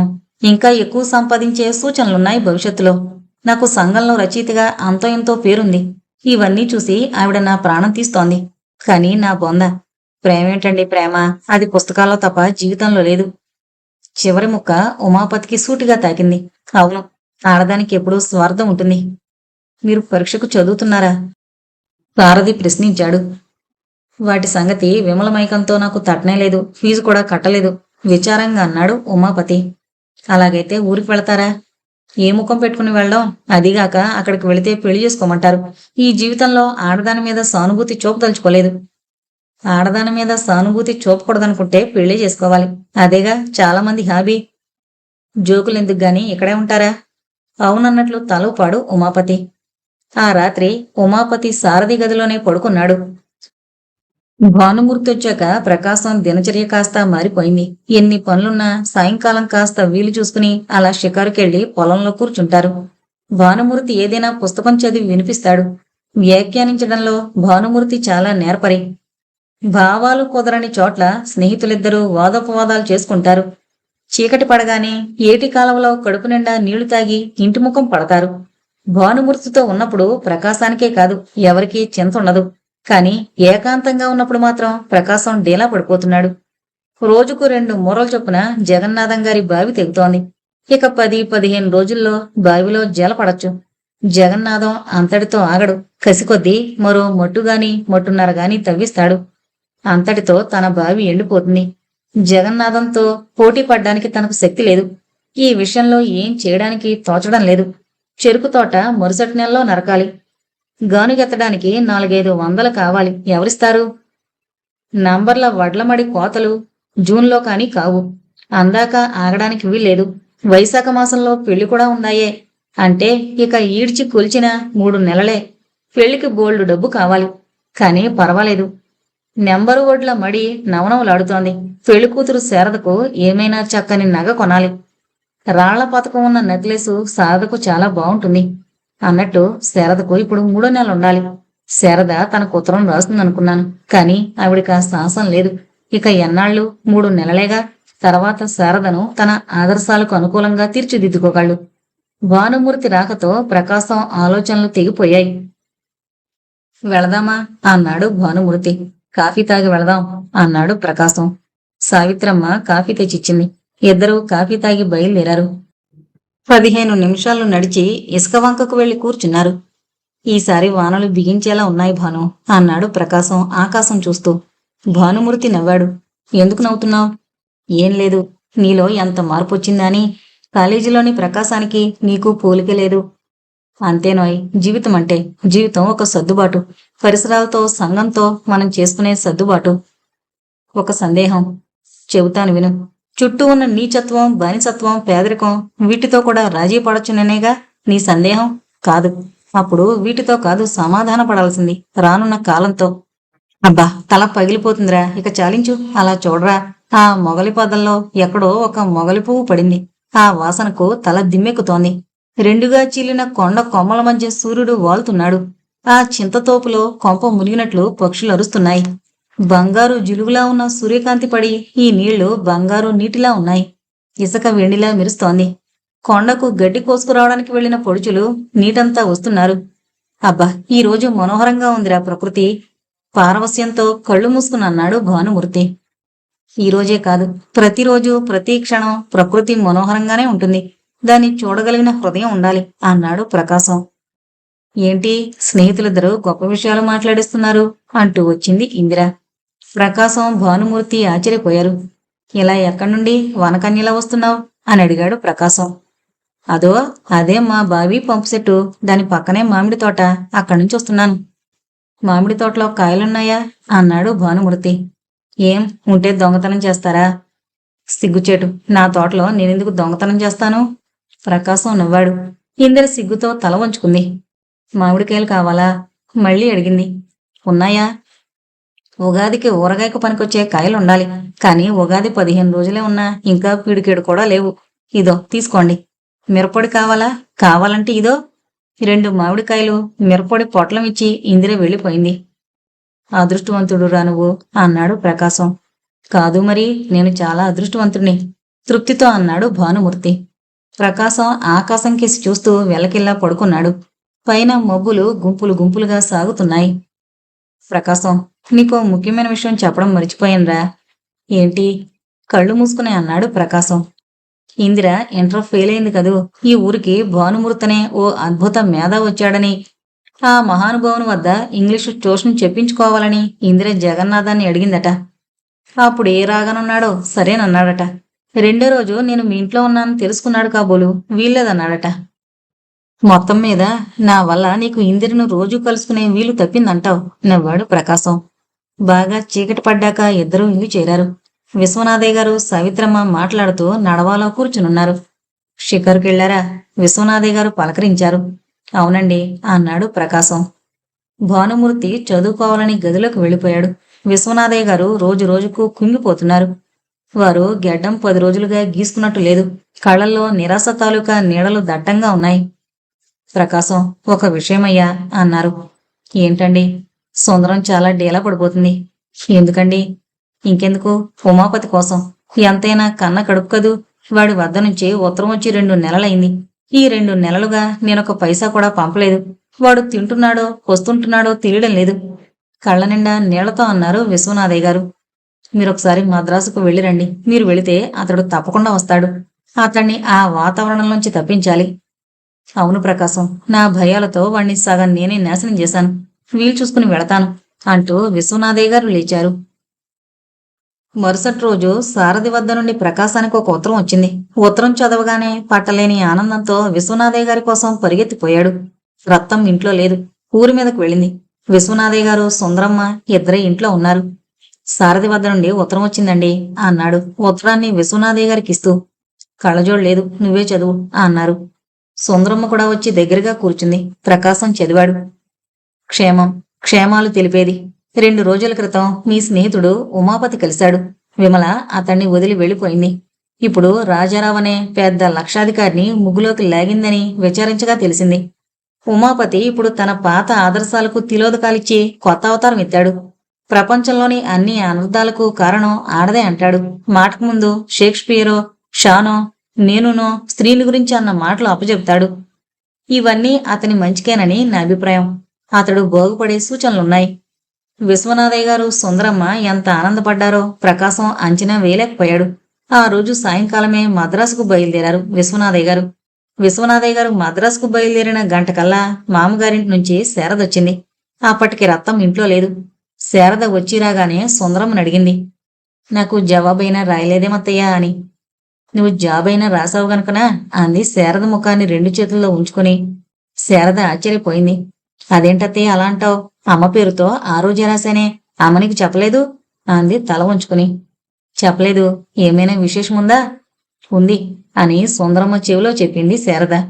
సుందరమ్మ ముఖం ఆనందంతో వెలిగిపోయింది. సంతోషంతో ఆమె కళ్ళు నీళ్లతో నిండిపోయాయి. శారద ముఖమంతా ముద్దులతో నింపేసింది. శారదను కౌలించుకుని నిలిపేసింది. ఇంతలో రత్తం వచ్చింది. శారద కనబడేసరికి ఆవిడ ముఖం ముడుచుకుని పోయింది. ఏమి శారద, ఎప్పుడొచ్చావు అంది రాగం తీస్తూ. ఇప్పుడే అంది శారద ముక్తసరిగా. ఓహో, అది సరేగాని నీకు నేను రాసిన ఉత్తరం అందిందా? కస్సు అంది శారద. ఏముత్తరమే? ఏముత్తరమా? నేను కృష్ణాపురం నుండి రాసిన ఉత్తరం. అది గదేదో నాకు తెలీదు. ఉత్తరము లేదు, నా తలకాయ లేదు అంది రత్తమ్మ ఏమీ ఎరగనట్లు. చేసేది లేక శారద, సుందరమ్మ ఊరుకున్నారు. ఆ రోజు రాత్రి రత్తమ్మకు నిద్ర రాలేదు. శారద నిశ్చింతగా హాయిగా నిద్రపోయింది. సుందరమ్మ కూడా నిద్ర రాలేదు. ఆవిడ మనసు కూడా అశాంతిగా ఉంది. శారద చల్లని వార్త చెవిలో పడింది. ఈ మాట వారు వింటే అంత సంతోషపడేవారు. సమయానికి లేకుండా పోయారు. అది సరేగాని రత్తంకి పాడుబుద్ధులెందుకు? మానవమానాలు కూడా వదిలి ఇలాంటి మాటలెందుకు చెబుతోంది ఆవిడ? ఆవిడ ఏమన్నా అనకపోయినా శారదేం అనాఘ్రత పుష్పం కాదు కదా. తాము ప్రకాశానికి ఎంత అన్యాయం చేస్తున్నారు? అన్యాయమేముంది? ప్రకాశం ఉదారమైన హృదయం ఉన్నవాడు, క్షమించడం తెలిసినవాడు కాబట్టి తానే శారదను ఒప్పుకున్నాడు. ప్రకాశం మానవుల్లో పుట్టిన దేవుడు. ప్రకాశాన్ని గురించి సుందరమ్మ గారిలా ఆలోచిస్తుంటే ప్రకాశం ఆ రోజు సారథి రాసిన ఉత్తరం చదువుకుంటున్నాడు. ప్రకాశం ఉత్తరాన్ని పూర్తిగా చదివి వినిపించలేదు విశ్వనాథయ్య గారికి. సారథి గొడవ విశ్వనాథయ్య గారికి అనవసరం. ఉమాపతి సంగతి ఎలా ఉన్నా నన్ను కూడా ఈ ప్రేమ సమస్యలు చుట్టుకున్నాయి. నాకు ప్రేమ మీద విశ్వాసం లేదు. మీరు ప్రేమ అంటున్న దాన్ని నేను ఒక ఎకనామిక్ అడ్జస్ట్మెంట్ అంటాను. అంతేకాకుండా ఈనాటి సంఘంలో సాంఘిక పరిస్థితుల్లో ప్రేమించి విరహగీతాలు పాడుకోవడానికి, లేకుంటే యుగళ గీతాలతో ఏడ్చుకోవడానికి వ్యవధి లేదు. ప్రేమ మానవుల హృదయాల్ని దుర్బలం చేస్తుంది. అలా మానవ హృదయాలు దుర్బలం కాకూడదు. ఎప్పుడూ అగ్నిపర్వతంలా కుతకుతలాడుతుండాలి. అవసరం ఉన్నప్పుడు పగిలి పొగలు కక్కి ఈ సంఘ స్వరూపాన్ని నాశనం చేసేయాలి. ఇదంతా ఎందుకు చెబుతున్నానంటే మా ఆఫీసులో ఉన్న ఒక ఆడ గుమస్తా నన్ను ప్రేమిస్తున్నానంటూ నా వెంటపడి నా ప్రాణం తీస్తోంది. నిన్న నీ మీద నాకు ప్రేమ లేదు, కాకరకాయ లేదు పొమ్మన్నాను. ఏడుస్తూ వెళ్ళిపోయింది. నాదొకటే మాట. ఈ మాటే షేక్స్పియర్ బెండిక్ చేత అనిపించాడనుకుంటాను. నా ముఖం ఎప్పుడూ ప్రేమ వల్ల పాలిపోదు, కానీ ఆకలితో పాలిపోవచ్చు. ఉత్తరం పూర్తి చేసి పక్కనే కూర్చున్న భానుమూర్తి కేసి చూశాడు ప్రకాశం. అతడు కాంపోజిషన్ పుస్తకాలు దుద్దుతున్నాడు. సారథి ఉత్తరాన్ని అతనికిచ్చి చదవమన్నాడు. భానుమూర్తి ఓపిగ్గా చివరిదాకా చదువన్నాడు. వీళ్ల వల్ల సంఘానికి కలిగే అపచారం అంతా ఇంతా కాదు.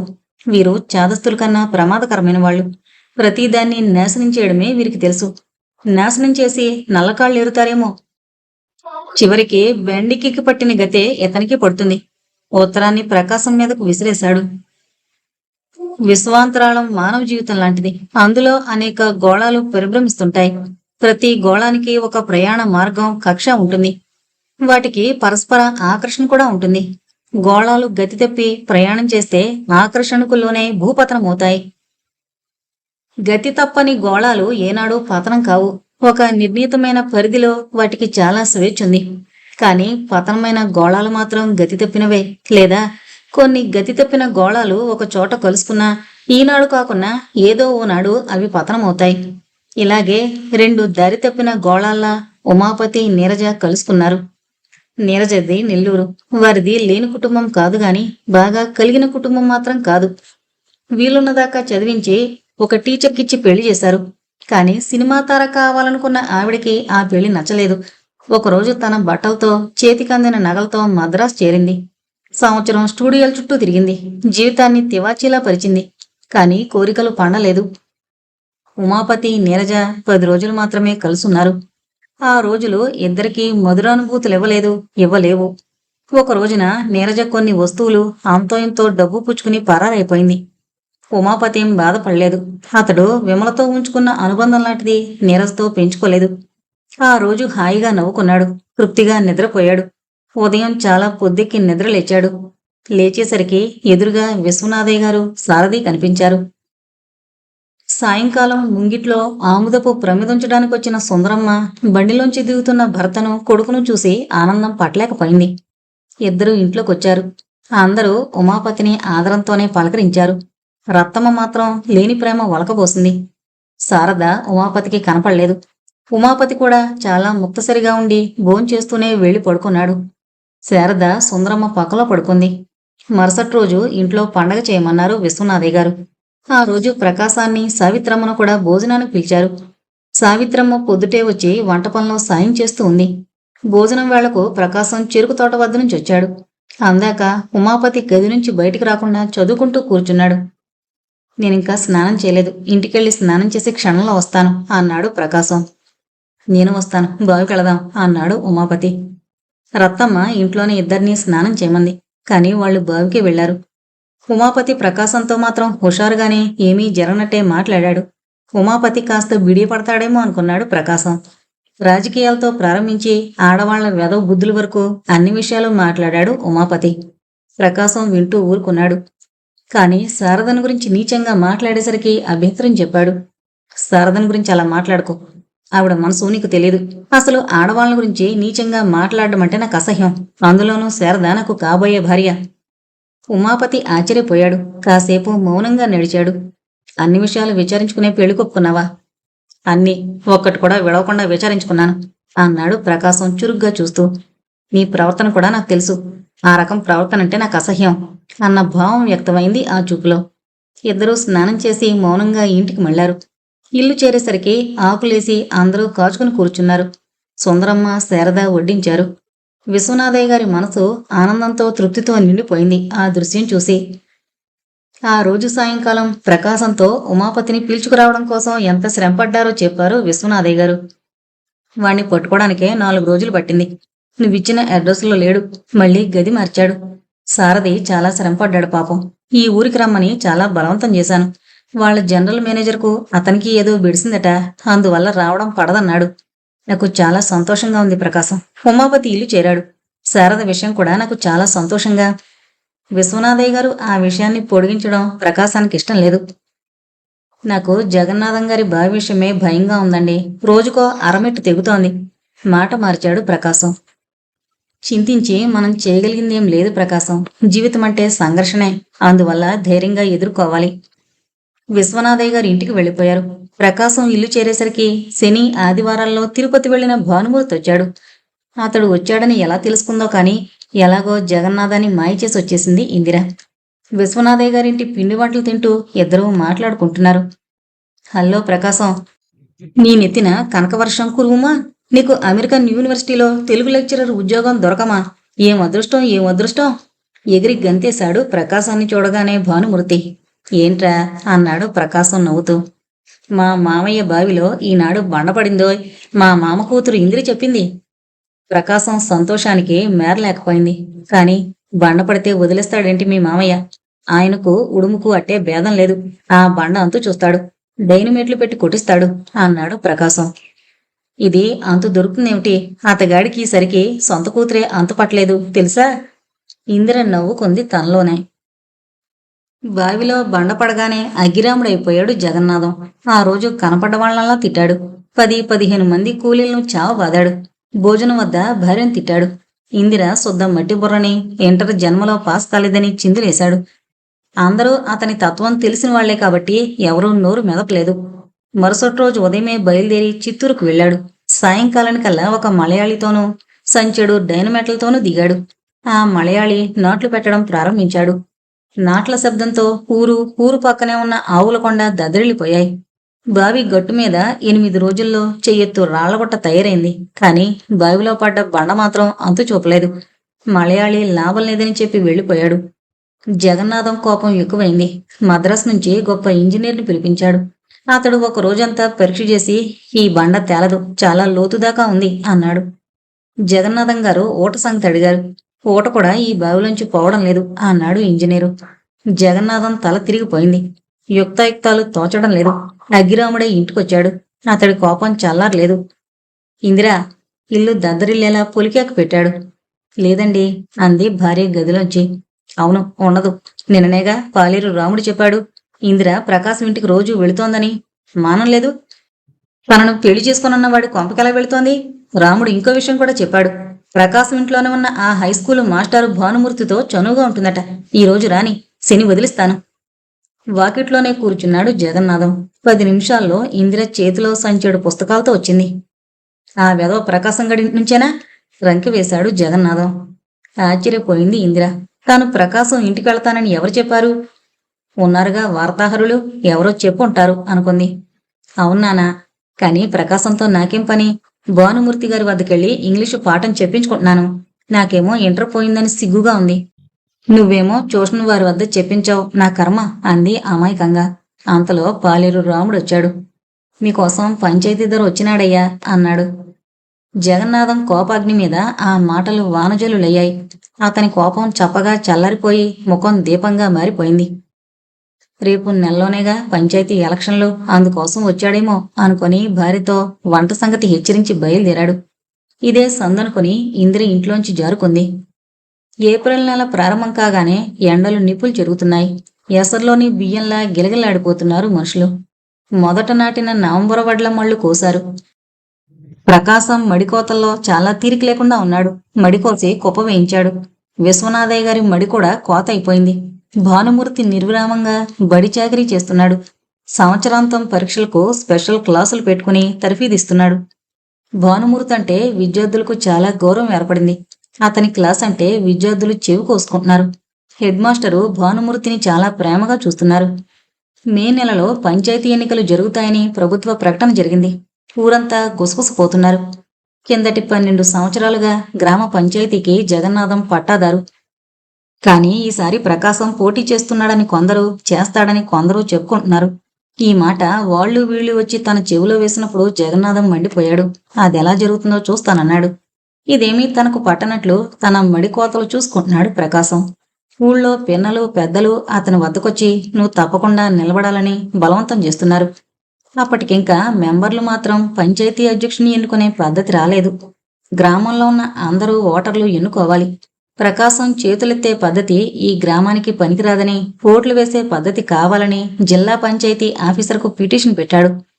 అతడు విచారణకు రాగానే దాదాపు 100 మంది రైతులు, యువకులు కలిసి వెళ్లి మహాజర్లిచ్చారు. జగన్నాథం తలకిందులుగా తపస్సు చేసిన ఓటింగ్ పద్ధతిని రాకుండా చేయలేకపోయాడు.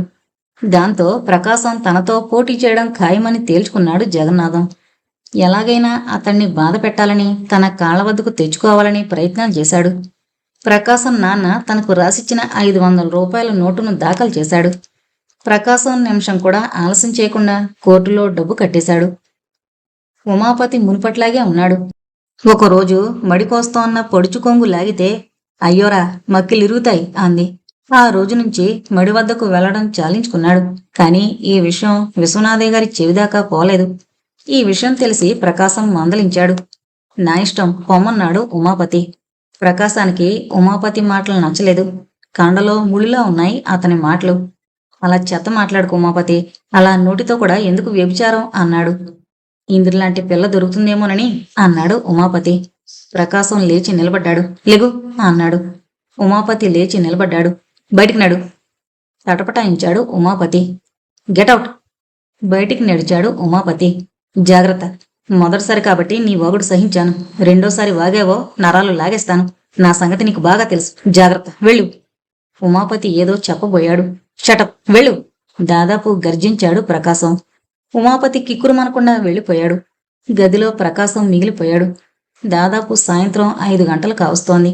భానుమూర్తి ఇంకా స్కూల్ నుంచి రాలేదు. అతడు ఈరోజు అప్పుడే రాడు. స్కూల్లో ఏదో కార్యక్రమం ఉందన్నాడు. ఇందిర ఈలోగా రావడమే లేదు. ఆవిడకు నాన్నగారి ఆంక్ష. సావిత్రమ్మ కూడా ఇంట్లో లేదు. కిటికీల్లో నుంచి బయటకు చూస్తున్న ప్రకాశానికి చేతిలో గిన్నెతో శారద రావడం కనిపించింది. శారద లోపలికొచ్చి అత్తయ్య అని పిలిచింది. ఎదురుగా ప్రకాశం కనిపించాడు. శారదకు సిగ్గు భయము కలిగాయి. రా శారద అన్నాడు ప్రకాశం. మీరు ఉండరనుకున్నాను, కానీ ఉన్నాను. అత్తయ్య ఉన్నట్లు లేదే. అవును, లేనట్టుంది. శారద చిన్నగా నవ్వింది. శారద కనిపించేసరికి ప్రకాశానికి కూడా మనసు హాయ్ అనిపించింది. శారద వంటింట్లోకెళ్ళి గిన్నె పెట్టొచ్చి వస్తాను అంది, వినపడినట్లుగా. రా పోండి, మీతో అంతా అల్లరే. ఎక్కడికి పొమ్మంటావు? నేను ఎక్కడికైనా వెళ్లాలంటే నీ దగ్గరికే వెళ్ళాలి, కానీ నువ్వే ఇక్కడున్నావు. అందువల్ల ఎక్కడికి వెళ్ళవలసిన అవసరం లేదు అన్నాడు ప్రకాశం. మీకో విషయం చెప్పాలని రోజు అనుకుంటూ ఉన్నాను, కానీ నా వల్ల కావడం లేదు అంది శారద తల వంచుకునే. నాకు తెలుసు. ఆశ్చర్యంగా చూసింది శారద. ఎందుకంత ఆశ్చర్యం? నిన్ను చూసి తెలుసుకున్నాను. అందుకు పెద్ద అనుభవం కూడా అక్కర్లేదు. కానీ ఒక మాట అడుగుతాను, నిజం చెప్పాలి. నువ్వు తప్పకుండా నిజమే చెబుతావు, నాకు తెలుసు. అదో అలా చూస్తే అడగను. కళ్ళు తుడుచుకో. నా ఎదురుగా ఆడపిల్ల ఏడవకూడదు. శారద కళ్ళు తుడుచుకుని భయంగా నిలబడింది. ఎందుకు ఇలాంటి పని చేశారు? ఎవరు అడిగింది శారద. ఇందుకెవరు బాధ్యులో నాకు తెలీదు. ఎందుకో నువ్వు కూడా నన్ను సరిగ్గా అర్థం చేసుకోలేదు. నువ్వు కృష్ణాపురం వెళ్ళి రాకపోయినా మన పెళ్లి జరిగి తీరేది. ఇలాంటి విషయాన్ని ఎలా చెప్పాలో ప్రకాశానికి బోధపడలేదు. ఏదో తోచినట్లు గడిగాడు. శారద అదిరిపడింది. ఆవిడికి అంతా అర్థమైంది. తాను కృష్ణాపురం వెళ్లడాన్ని ఇతను మరో రకంగా అర్థం చేసుకున్నాడన్నమాట. శారదకు జవాబు తెలుసు. దాన్ని బయటికి చెప్పే సాహసం లేదు. మనసులోని మాట పెదవుల దాకా వచ్చి మళ్లీ లోపలికే పోతోంది. అవమానంతో, సిగ్గుతో దేహం పిడచగట్టుకుపోతోంది. చివరికి తెగించంది. అలాంటిదేమీ లేదు. మీ గొప్పతనం నాకు తెలుసు. మీ మనసును తలుచుకుంటే నేను పొంగిపోతాను. మా అమ్మ నాకు అబద్ధం చెప్పింది. నాకేమీ తెలీదు, నమ్మాను. కానీ మరి 10 రోజులకే అంతా అబద్ధమని తేలిపోయింది. అంతేగాని మరేమీ లేదు. చాలు శారదా, నాకంతే చాలు. నాకు ఈ ప్రపంచంలో 3 కావాలి. మీ మామయ్య ఆశీర్వాదం, నీ ప్రేమ, భానుమూర్తి స్నేహం. ఇందులో నాకేదీ కరువు కాకూడదు. శారదను తన చేతుల్లోకి తీసుకున్నాడు ప్రకాశం. అతనిలో ఒక రకమైన నూతన భావానుభూతి రేగుతోంది. మనసిచ్చిన కన్ని శరీరం మల్లెమొగ్గ. ఆ మనసు ప్రేమలూరే పన్నీటి బుగ్గ. శారదకదొక దివ్యానుభూతి. వెలుగు వెన్నెల స్నానం. 1000 పీయూషాల పాసం. ప్రకాశం శారద నుదురు మీద మెత్తగా ముద్దు పెట్టుకున్నాడు. శారద సిగ్గుతో నేలకు జారిపోయింది. గలగలమని నవ్వుతూ వెళ్లి దూరంగా నిల్చుంది. ప్రకాశం ముందడుగు వేసేసరికి గెంతి పారిపోయింది. కిటికీ వద్ద అలాగే నిల్చున్నాడు. సంజె చీకట్లు కమ్ముకుంటున్నాయి. పడమటి కొండ వెనుక సూర్యుడు, తూర్పు కొబ్బరి తోటల మీద చంద్రుడు దోబుచులాడుతున్నారు. స్కూల్ నుంచి భానుమూర్తి బొగ్గ మీద నొక్కు పడదే, భామ పడదే అనుకుంటూ వచ్చాడు. భామ ఏమని జవాబిచ్చింది? ప్రకాశం అడిగాడు. బావా, మొగల పైకెత్తుకుని మల్లె పందిరి కింద నిలబడి మొగ్గలు కోస్తుంటే మొగ్గపడి నా బొగ్గ నొక్కుపడింది అందట. ఆహా, ఎంత బావుంది భాను. మల్లె మొగ్గపడి బొగ్గ నొక్కుకుపోయిందా? ఎంత సుకుమారా పిల్ల.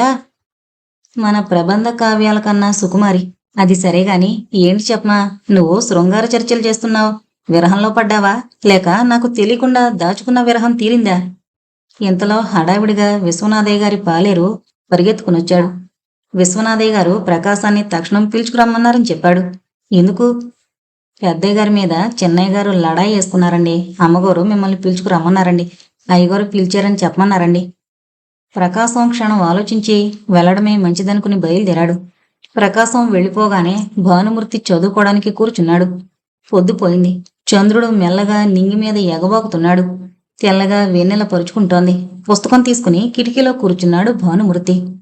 మరి కాసేపటికి తలుపు తట్టడం వినిపించింది. సావిత్రమ్మ వచ్చిందేమో అని తలుపు తీశాడు. మసక వెన్నెల్లో చేతిలో సంచితో ఎవరో నిలబడున్నారు. ఎవరు కావాలండి? ప్రశ్నించాడు. ప్రకాశం లేడు. లేడు, ఇప్పుడే వస్తాడు. లోపలికి రండి. అతడు లోపలికొచ్చాడు. వారం రోజులు పెరిగిన గెడ్డం ముఖాన్ని కాస్త కప్పుతోంది. మీరెవరో నేను తెలుసుకోవచ్చా? భానుమూర్తి అడిగాడు. నా పేరు సారథి. ఓ, రుద్రవీణ గారన్నమాట. అలా చెప్పండి. మీ నాన్నకు మీ అమ్మకు మీరు పెరిగి కౌలవుతారని బహుశా తెలీదు. తెలిస్తే ఆ పేరు పెట్టరు. మీకు రుద్రవీణ అన్న పేరే చాలా బాగుంటుంది. భానుమూర్తి బిగ్గరగా నవ్వాడు. సారథి బెత్తరపోయాడు. మరుక్షణంలోనే భానుమూర్తికి తాను అతిగా వాగానని అర్థమైంది. నా పేరు భానుమూర్తి. ఇక్కడే హైస్కూల్లో టీచర్ని. ప్రకాశం మిమ్మల్ని గురించి ఎప్పుడూ చెబుతూ ఉంటాడు అన్నాడు. చాలా సంతోషం. మీ వృత్తి చాలా మంచిది అన్నాడు సారథి. ఏదో అనాలి కదా అని. అవును, best of all professions but worst of all trades. Sarathi నవ్వాడు. అంత మాత్రం చేత నాకు నా వృత్తి మీద గౌరవం లేదనుకునేరు. నేను టీచర్ని కావాలనుకుని అయ్యాను. కానీ కొందరు మరో ఉద్యోగం దొరక్క టీచర్లు అవుతుంటారు. నాకు నా వృత్తి మీద చాలా గౌరవం. అవునండి, ప్రతి వాడికి తన వృత్తి మీద గౌరవం ఉండాలి. అలా లేకనే దేశం ఈ గతికొచ్చింది. భానుమూర్తి బిగ్గరగా నవ్వన్నాడు. మీకు కొన్ని మంచి అభిప్రాయాలు కూడా ఉన్నాయి. ఏం అలా అంటున్నారు? ఆహా, ఏం లేదు. ఏదో మాట వరసకన్నాను. మీరు దాన్ని మనసులో ఉంచుకోకండి. ఈలోగా ఏమైనా రాస్తున్నారా? 10 రోజుల నుంచి ఏమీ రాయలేదు. కానీ కేవలం మనస్తత్వాన్ని చిత్రించే ఒక నవల రాస్తున్నాను అన్నాడు సారథి. దాన్ని ఎవరికైనా దానం చేసేయండి. శని విరగడవుతుంది. ఎందుకు? ఆశ్చర్యపోయాడు సారథి. అది గాలిని మూట కట్టడం. ఏది? మనుషుల్ని వారి జీవితాల్ని వదిలి మనస్తత్వం మీద పడ్డం. మీరు అభ్యుదయమంటారు చూడండి, దానికది విరుద్ధం. ప్రకాశం సావిత్రమ్మ రావడంతో భానుమూర్తి మాటలాగాయి. ఇద్దరూ సారథిని చూసి ఆశ్చర్యపోయారు. ఎప్పుడొచ్చావు నాయనా? మొదట సావిత్రమ్మే పలకరించింది. ఇప్పుడేనండి అన్నాడు సారథి. వారిప్పుడే వచ్చారమ్మా. నేనప్పుడే వారికి విసిగెత్తిస్తున్నాను అన్నాడు భానుమూర్తి. ఒక్క క్షణం అలా మాట్లాడుతూ కూర్చోండి, కాఫీ పెడతాను అంటూ సావిత్రమ్మ లోపలికి వెళ్ళింది. ఏం సారథి, ఆరోగ్యం బాగాలేదు? ప్రకాశం ప్రశ్నించాడు. లేకేం, నిక్షేపంలా ఉంది. కాస్త బాగలేందల్లా మనసే. ఎందుకు? ఉద్యోగం పోయింది. ఎందుకు? మా ఎడిటర్కు నాకు పేచీ వచ్చింది. వాడికి పొట్ట చించితే అక్షరం లేదు. పైగా చీటికి మాటికి నన్ను తప్పులు పడతాడు. అంతేకాకుండా నేను కమ్యూనిస్టునని యజమానికి రిపోర్ట్ కూడా చేశాడు. ఆ యజమాని నన్ను ఉద్యోగం నుంచి తీసేశాడు. పోనీలే, అది మంచిగా జరిగింది. ఆ అనాకాని పత్రికలో పనిచేయడం మన పరువుకే తక్కువ. కాసేపు ఆలోచించి అన్నాడు ప్రకాశం. నాకు ఏం బాధగా లేదు. ఊరికే ఏం తోచకేలా వచ్చాను. తర్వాత అన్ని విషయాలు మాట్లాడుకుందాం. స్నానం చేస్తావా? చేస్తాను. అమ్మతో చెప్పి వేడినీళ్లు పెట్టమంటాను. అవసరం లేదు. ఈ వేసవకాలంలో వేడినీళ్ళు ఎందుకు? సారథి స్నానానికి వెళ్ళాడు. సుందరమ్మ గారు ఎందుకు పిలిపించారు? భానుమూర్తి ప్రశ్నించాడు. అదో పెద్ద గొడవ బాను. నన్ను గురించి వారు శాంతి లేకుండా అవస్థపడుతున్నారు. ఉమాపతి మళ్ళీ ఏమైనా గొడవ పెట్టాడా? అవునన్నట్లు తల ఊపాడు ప్రకాశం. ఏమా కొత్త గొడవ? ఏముంది, పాతదే. శారదనేమో అన్నాడట. శారద తిరగబడి నాలుగొడ్డించింది. ఆ విషయం ఉమాపతి రత్తమ్మతో చెప్పాడు. రత్తమ్మ శారదను చావబాదింది. ఈ విషయం సుందరమ్మ గారికి తెలిసేసరికి గొడవ ప్రారంభమైంది. విశ్వనాథయ్య గారు ఏమన్నారు? ఏమంటారు పాపం. ఎందుకు శారదను కొట్టావని రత్తమ్మను మందలిస్తే నా ఇష్టం, అది నా కూతురు అందట. అలాగైతే నీ కూతురుని తీసుకుని ఇంటి నుంచి బయటకెళ్ళమన్నారు విశ్వనాథయ్య గారు. వారేనా? అంతటితో ఆవిడ నోరు మూసుకుంది. విశ్వనాథయ్య గారు ఆవిడ్ని గట్టిగా చివాట్లు పెట్టారు. శారద విషయంలో నోరు మెదిపితే ఇంట్లోంచి మెడపట్టి గెంటేస్తానన్నారు. కాని ఉమాపతి వారి మీద నోరు చేసుకున్నాడు. అదే నాకు బాధగా ఉంది. కుక్క మురిగితే బాధెందుకు? మొరగడం దాని లక్షణం. సారథి స్నానం చేసొచ్చాడు. సావిత్రమ్మ కాఫీ ఇచ్చింది. ముగ్గురు తాగారు. అబ్బా, చాలా ఉక్కగా ఉంది. పెరట్లో కూర్చుందాం అన్నాడు భానుమూర్తి. ముగ్గురు లేచి పెరట్లోకి వెళ్లారు. మల్లెపందిరి పక్కనే చాప పరిచాడు భానుమూర్తి. దాని మీద కూర్చున్నారు. అబ్బా, ఎన్ని మల్లెపూలు ప్రకాశం అన్నాడు సారథి. విచారం ఏంటంటే వాటిని పెట్టుకునే ఇల్లాలు లేదు అన్నాడు ప్రకాశం. ఇల్లాలకేం వస్తుందిగా, మా ఇందిరుందిగా ఈ పూల మీద హక్కుదారు అన్నాడు భానుమూర్తి. ఎవరూ లేకున్నా మా ఇంట్లో దేవుడున్నాడుగా అన్నాడు ప్రకాశం. అదేంటి, పూజ జపం కూడా మొదలు పెట్టావేమిటి? నేను ఏనాడు నాస్తికుణ్ణి కాదుగా. ఇదంతా శుద్ధ నాన్సెన్స్. మార్క్స్ ఏమన్నాడో తెలుసా? మతం మానవుడి పాలిట మొత్తుమందన్నాడు. దానికి దీనికి ఏం సంబంధం? మతం అంటే మత దురాభిమానం అని అతని అభిప్రాయం. అది నిజంగా మొత్తుమందే. కాని మతం అంటే ఏంటో తెలియనాడు మానవుడు నిరీశ్వరవాది కాడు. సావిత్రమ్మొచ్చి భోజనాలకు లేవమంది. అన్నమైతేనేమిరా, మరి సున్నమైతేనేమిరా, అందుకే ఈ పాడు పొట్టకు అన్నమే వేతుమురా పాట అందుకున్నాడు భానుమూర్తి. వాడెవడో చాలా ఘటికుడు. అన్నమైనా సున్నమైనా పర్వాలేదని చివరకు అన్నమే వేతమన్నాడు. పైగా అది పాడు పొట్టట కూడా అన్నాడు సారథి. భోజనాల వద్ద పంచాయతీ ఎన్నికలను గురించి చెప్పాడు ప్రకాశం. అలాగైతే ఎవరు పోటీ చేస్తున్నారు జగన్నాథంతో? అంతా విన్న తర్వాత శారద అడిగాడు. అందరూ వెళ్ళి విశ్వనాథం గారితో మీరే చెయ్యాలని చెప్పాం. ఆయన సరేనన్నారా? లేదు. వీల్లేదన్నారా? ఆ మాట అనలేదు. వారి రాజకీయాలతో చాలా చితికిపోయారు. 10 ఏళ్లుగా రాజకీయాలతో సంబంధం లేకుండా ఉంటున్నారు. మళ్ళీ ఆ ఊబిలోకి నన్ను లాగద్దంటున్నారు. అలా అంటే ఎలా? సమర్థులు, అనుభవం కలిగిన వాళ్ళు అలా అనకూడదు. మన స్వార్థమే చూసుకోవడం న్యాయం కాదు. ఈ గాలి కబుర్లు అందరికీ తెలుసు.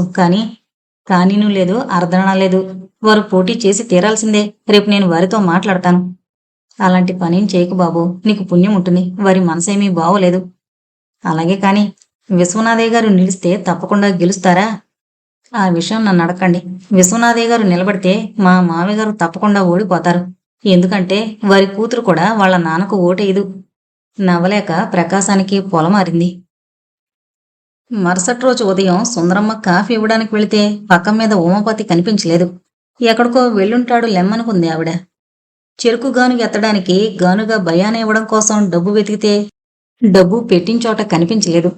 ఉమాపతి కనిపించకపోవడంతో ఆ డబ్బుతో కూడా వెళ్ళిపోయాడని అర్థమైంది విశ్వనాథయ్య గారికి. భార్యను పిలిచి ఆ విషయం చెప్పారు. ఆవిడికి ఏడుపు ఆగలేదు. బాగుపడతాడు అనుకున్న చెయ్యెత్తు కొడుకు దూరమయ్యేసరికి ఆ మాతృహృదయం తల్లడిల్లిపోయింది. విశ్వనాథయ్య గారికి ఏడుపు రాలేదు. వారి వద్ద ఇంకా కార్చడానికి కన్నీళ్లు లేవు. ఏడవకు సుందరా, వాడికి నీకన్నా నాకన్నా ఆ 300 రూపాయలు ఎక్కువయ్యాయి అంటూ భార్యను ఊరడించాడు. రత్తమ్మ, శారద ఎటువంటి భావాన్ని కనపడనీలేదు. శారదకు మాత్రం ఉమాపతి ఇక మీదట ఇంటికి రాడేమో అనిపించింది. ఆ రోజు సాయంకాలం విశ్వనాథయ్య గారు బావి వద్ద కూర్చున్నారు. ఎదురుగా కనిపిస్తోన్న కోత ముగిసిన పొలంలాగే ఉంది వారి మనసు. సారథి, ప్రకాశం వచ్చారు. మీరెప్పుడొచ్చారు? సారథిని ప్రశ్నించారు విశ్వనాథయ్య గారు. నిన్న సాయంత్రం వచ్చాను. 5 నిమిషాలు మౌనంగా గడిచాయి. ప్రకాశం ఉమాపతి విషయం అడుగుదామనుకున్నాడు. కానీ మానుతున్న గాయాన్ని రేపడం ఎందుకని ఊరుకున్నాడు. ప్రకాశం, జగన్నాథం ఏమంటున్నాడు? విశ్వనాథయ్య గారు ప్రశ్నించారు. ప్రకాశం ఆశ్చర్యపోయాడు. విశ్వనాథయ్య గారికి పంచాయతీ ఎన్నికలను గురించి ఆలోచించే మనశ్శాంతి ఎక్కడదా అనుకున్నాడు. ఏమోనండి, సరిగ్గా తెలియడం లేదు. పల్లెలు తిరుగుతున్నాడు. తనే ఈ గ్రామాన్ని ఉద్ధరించానని చెప్పుకుంటున్నాడు. ప్రకాశం మాట పూర్తి కాకముందే సారథి ఉపన్యాసం ప్రారంభించాడు. ప్రపంచంలో ప్రతి వ్యక్తికి తన వ్యక్తిగత సుఖదుఖాలు, సమస్యలు ఉంటాయి. అవే మనిషి జీవితాన్ని తినేయకూడదు. ఈనాడు మన సమాజం ఎంత రుద్దయింది కదా. ఎలాగైంది? ఎవరో కొందరు మహానుభావులు త్యాగ ఫలితమే నేటి నాగరికత. వాళ్ళలా త్యాగం చేయకపోతే మనకి అదృష్టం ఉండేదే కాదు. అందువల్ల మనం కూడా మన స్వార్థాన్ని కాస్త త్యాగం చేయాలి. ఈ ఊరిని చూస్తుంటే నాకు అదో రకంగా ఉంది. ఇంకా ఈ ఊళ్ళో జమీందారీ పద్ధతులే కొనసాగుతున్నాయి. అందువల్ల ఇక్కడ ప్రజలకు ఈ నరకయాతన తొలగాలంటే మీలాంటి వాళ్ళు ముందుకు రావాలి. జగన్నాథం లాంటి ధనికుల్ని నాశనం చేయాలి. నీళ్లు తాగడానికి, అన్నం తినడానికి, పూలు వాసన చూడడం కోసము ఉన్నట్లే డబ్బు అనుభవించడం కోసం ఉంది. అంతేగాని డబ్బలా ఒకచోట చేరి మూలకూడదు. దాన్ని అందరికీ పంచాలి. ఇలాంటి విషయాలు నాకు అర్థం కావు సారథి.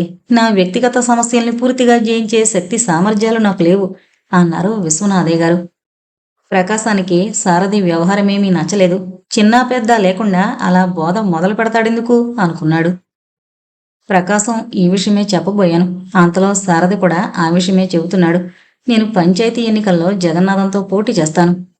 ప్రకాశం ఆశ్చర్యంతో అప్రభితుడైపోయాడు. మీరా అన్నాడు సారథి.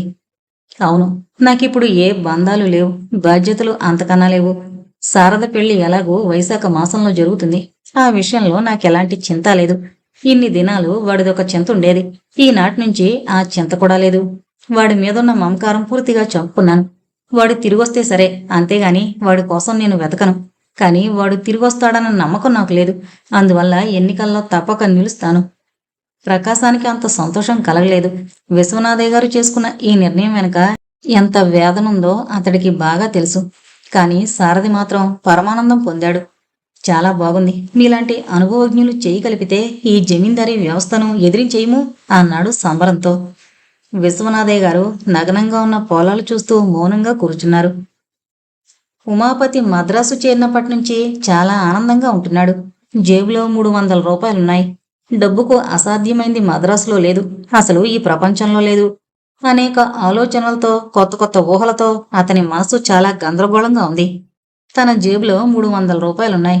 వాటితో కనీసం నెలన్నర గడుస్తుంది. ఈలోగా ఒక ఉద్యోగం సంపాదించాలి. కనీసం 150 ఇస్తారు. ఆ డబ్బుతో హాయిగా బ్రతకచ్చు. తనకు భార్య లేదు, పిల్లలు లేరు, తల్లి తండ్రి లేరు. అసలు ఈ బాధ్యతలు అనేవి ఈ జగత్తులో లేకుండా పోవాలి. వాటి వల్ల చెప్పలేనంత ఆనందం నాశనం అవుతుంది. అందుకే హాయిగా ఒంటరిగా జీవితం గడపదలుచుకున్నాడు తాను. తను సంపాదించిన డబ్బుతో హాయిగా జీవిస్తాడు. కావలసింది తింటాడు. ఇకపోతే తాను కూడా పురుషుడే, తనకు కూడా వాంఛలుంటాయి. జేబులో డబ్బుండాలి గాని అవి తీరడానికేం మహా బాగా తీరతాయి. కానీ ఈ ఆడవాళ్ల పట్ల తనకు బాధ్యతలుండవు. అది మరుసాళ్ల వ్యాపారం. ఆనందాన్ని నెలకు కొనుక్కోవడం. అబ్బా, ఒంటరి జీవితం ఎంత హాయి. కుటుంబ జీవితం ఒక నరకం. అది హోటల్ భోజనం లాంటిది. తన రుచికి అభిరుచికి సరైంది. అందులో వెతికినా దొరకదు. జీవితం అంటే తంది. గంట చూసుకుందామంటే వాచి లేదు. ఉమాపతికి విమల జ్ఞాపకం వచ్చింది. ఎక్కడుందో, ఏం చేస్తుందో అనుకున్నాడు. అంతలోనే ఏ గంగలో కలిస్తే తనకే అనుకున్నాడు. విమల కూడా ఆడదే కాబట్టి ఆడది కూడా కోతిబుద్దే కదూ. ఆడదాని జీవితం కంటే అసహ్యకరమైంది, ఆడదానికంటే ఆనందాన్నిచ్చేది లేదు అనుకున్నాడు ఉమాపతి. ఆ ఊహ రాగానే జేబులో 10 రూపాయలు ఉంచుకుని గదికి తాళం వేసి బయలుదేరాడు. ఎంత మరిచిపోదామన్నా విమల అతనికి మరుపు రాలేదు. ఇప్పుడేం చేస్తూ ఉందో. తనకు చెప్పి మోసగించిన ఆదర్శాలనే ఇంకెవరికో వల్లిస్తూ ఉంటుంది. లేదా గుట్టుగా ఇల్లు చేరుంటుంది. లేదా బజారు పక్షి అయి ఉంటుంది. తనకి ఈనాడు తారసిల్లకూడదు. డబ్బు మిగులునే అనుకున్నాడు ఉమాపతి. తన ఊహకు తనే నవ్వుకుని నడక సాగించాడు. అతను మళ్లీ 2వ రోజు ఉదయం కాని గదికి చేరలేదు. అతని మనసు చాలా హాయిగా ఉంది. గదికి చేరగానే ప్రకాశానికి ఉత్తరం రాశాడు. తనకి ఈ జీవితం చాలా బాగుందని, ఇలాంటి జీవితం పైన విసుగన్నది ఏనాడు పుట్టదని రాశాడు. 2-3 రోజులు గడిచాయి. అతడు ఒకరోజు గది చేరేసరికి ఒక ఉత్తరం కనిపించింది. ప్రకాశం కాబోలు రాశాడని చించి చూశాడు. ప్రకాశం కాదు రాసింది, విమల. ఒక్కసారి ఉత్తరాన్ని ముక్కలు ముక్కలుగా చించేయాలనిపించింది ఉమాపతికి. కాని ఏం రాసిందో చూడాలన్న ఉత్సుకత అతన్ని చెంపనివ్వలేదు. చదివాడు.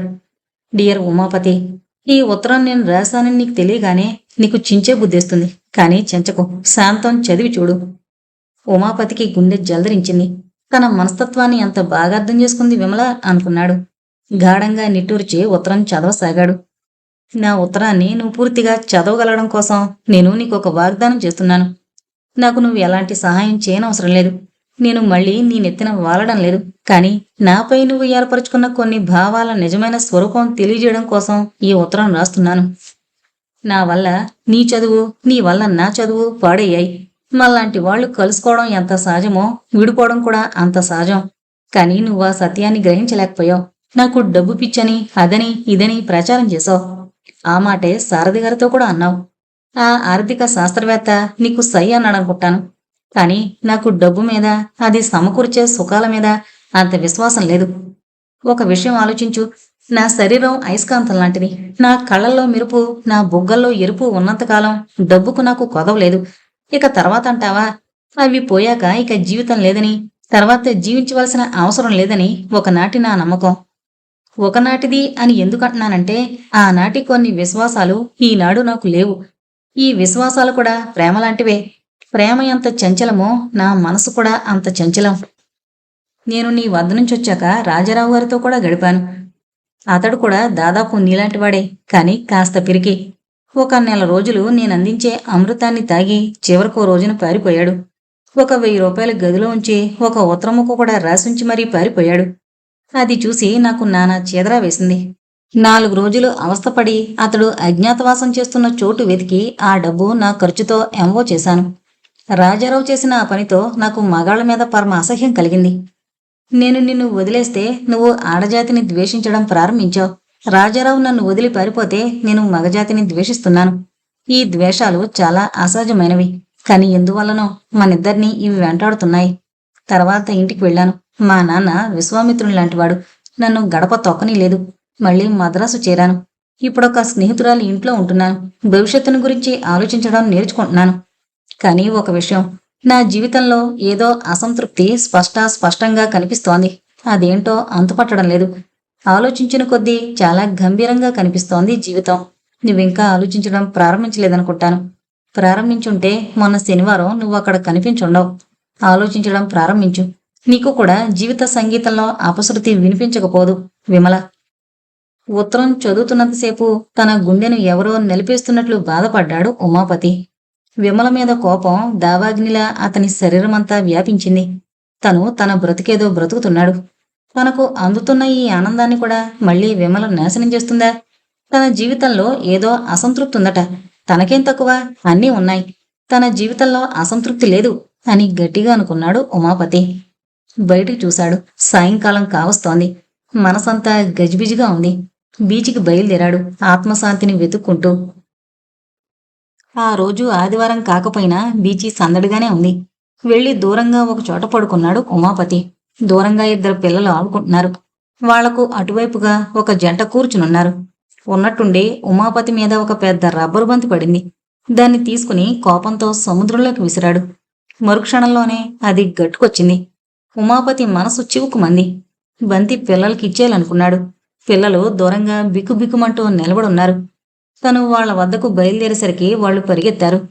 ఆ జంటలోని స్త్రీ బహుశా వాళ్ల తల్లేమో అంతా క్షణంలో గ్రహించింది. తీసుకోరాజా, మామి వద్ద బంతి తీసుకో అంది. పిల్లలు బంతి తీసుకున్నారు. కూర్చోండి అన్నాడు ఆవిడ భర్త. తనకు తెలియకుండానే కూర్చున్నాడు ఉమాపతి. ఈవిడ నా భార్య, పేరు సునంద. నా పేరు చక్రవర్తి. మైలాపూర్లో డాక్టర్ని అన్నాడతను. నా పేరు ఉమాపతి. అరే, మా అబ్బాయి పేరు కూడా అదే ఆశ్చర్యపోయింది సునంద. ఉమాపతి సునందకేసి చూశాడు. తాను అంత ప్రశాంతమైన ముఖాన్ని జీవితంలో చూడలేదు. చెట్ల నీడల్లో కదలని నీటి చలమల్లాంటి కళ్ళు సునందవి. ఆ కళ్ళల్లో కాఠిన్యం, వ్యామోహం, దాహం ఏమీ లేవు. కళ్ళు చాలా సొగసుగా ఉన్నాయి. కనురెప్పలు పైకి వంపు తిరుగున్నాయి. సునంద ముఖాన్ని చాలాసేపు చూడలేకపోయాడు ఉమాపతి. బంతినెందుకు నీటిలోకి విసిరేశారు? ప్రశ్నించింది సునంద మెల్లగా నవ్వుతూ. ఉమాపతి త్రుళ్ళిపడ్డాడు. సరదాకి అన్నాడు. కాదు, మీకు కోపం వచ్చింది అన్నాడు చక్రవర్తి. వీళ్ళు ధ్వని ప్రతిధ్వనిలాగున్నారే అనుకున్నాడు ఉమాపతి. వెళదామండి, పిల్లలకు ట్యూషన్కు మేస్టార్ వస్తారు అంది సునంద. చక్రవర్తి లేచాడు. పిల్లలు కూడా ఆట చాలించొచ్చారు. వాళ్ళు సెలవు తీసుకుని వెళ్ళిపోయారు. వెళతాం మామయ్య గారు పిల్లలు అన్నారు. ఎవరో ఆత్మీయులను పోగొట్టుకుంటున్నట్లనిపించింది ఉమాపతికి. వాళ్ళు లేకుండా బీచ్లో కూర్చోలేకపోయాడు. సరాసరి హోటల్కి భోజనానికి వెళ్ళాడు. చేతులు కడుక్కుంటుంటే అద్దంలో తన ముఖం కనిపించింది. పెదవులు ఎందుకో ముడివేసున్నాయి. కనుబొమ్మలు కూడా గుసగుసలాడుకుంటున్నాయి. కళ్ళు అదో రకంగా అశాంతిగా ఉన్నాయి. సునంద కళ్ళల్లో ఎంత శాంతుంది, తన కళ్ళల్లో ఎందుకంత అశాంతి? సునందకు జీవితంలో చాలా తృప్తుందేమో. అలాగైతే తనకు జీవితంలో అసంతృప్తుందా? ఆ మాటే కదూ విమల కూడా అంది. తన ముఖాన్ని చూసుకోలేకపోయాడు ఉమాపతి. భోజనం చేసి గదికొస్తుంటే దారిలో సారథి కనిపించాడు. పెరిగిన గెడ్డం, మాసిన గుడ్డలు. సారథి చాలా దీనంగా కనిపించాడు. ఓ 10 రూపాయలుంటే ఇవ్వండి అన్నాడు. ఉమాపతి 10 లేవని 5 ఇచ్చాడు. మహదానందంతో పుచ్చుకున్నాడు సారథి. ఏమైనా ఈలోగా రాస్తున్నారా? సారథిని ప్రశ్నించాడు. ఏం రాయాలో అర్థం కావడం లేదు. అసలు నేను రాయకుంటే వచ్చే నష్టమేమిటో కూడా నాకు బోధపడ్డం లేదు. మనసంతా చాలా గందరగోళంగా ఉంది. ఈ సంఘర్షణ తేలే వరకు ఏమీ రాయదలుచుకోలేదు అన్నాడు సారథి. ఉమాపతికి సారథి మాటలు చాలా కొత్తగా ఉన్నాయి. ఉమాపతి సారథిని అనేక విషయాలు అడిగాడు. తనకు ఉద్యోగం పోయిందని, త్వరలో ఉద్యోగం దొరుకుతుందన్న విశ్వాసం లేదని చెప్పాడు సారథి. మనిద్దరం జీవితంలో పోరాడుతున్నాం. గెలిపెవరదో మనకే తెలీదు. అప్పుడప్పుడు కనిపిస్తూ ఉండండి, అనుభవాలు చెప్పుకుందాం అంటూ విడిపోయాడు సారథి. విమల ఉత్తరంతో మొలకెత్తిన అశాంతి నిమిష నిమిషానికి అధికమై సారథి మాటలతో ఉమాపతి హృదయమంతా ఆక్రమించుకుంది. పంచాయతీ బోర్డు ఎన్నికల ప్రచారం ఏప్రిల్ నెల ఎండల కన్నా చండ ప్రచండంగా ఉంది. జగన్నాథం తన బలగంతో పల్లెలు తిరుగుతున్నాడు. విశ్వనాథయ్య గారు, ప్రకాశం కూడా ఎన్నికల్లో తలమునకలుగా ఉన్నారు. కొడుకు చింతతో ఏకులాగైపోయింది సుందరమ్మ. రత్నమ్మ ఎక్కడుంటుందో కూడా తెలియడం లేదు.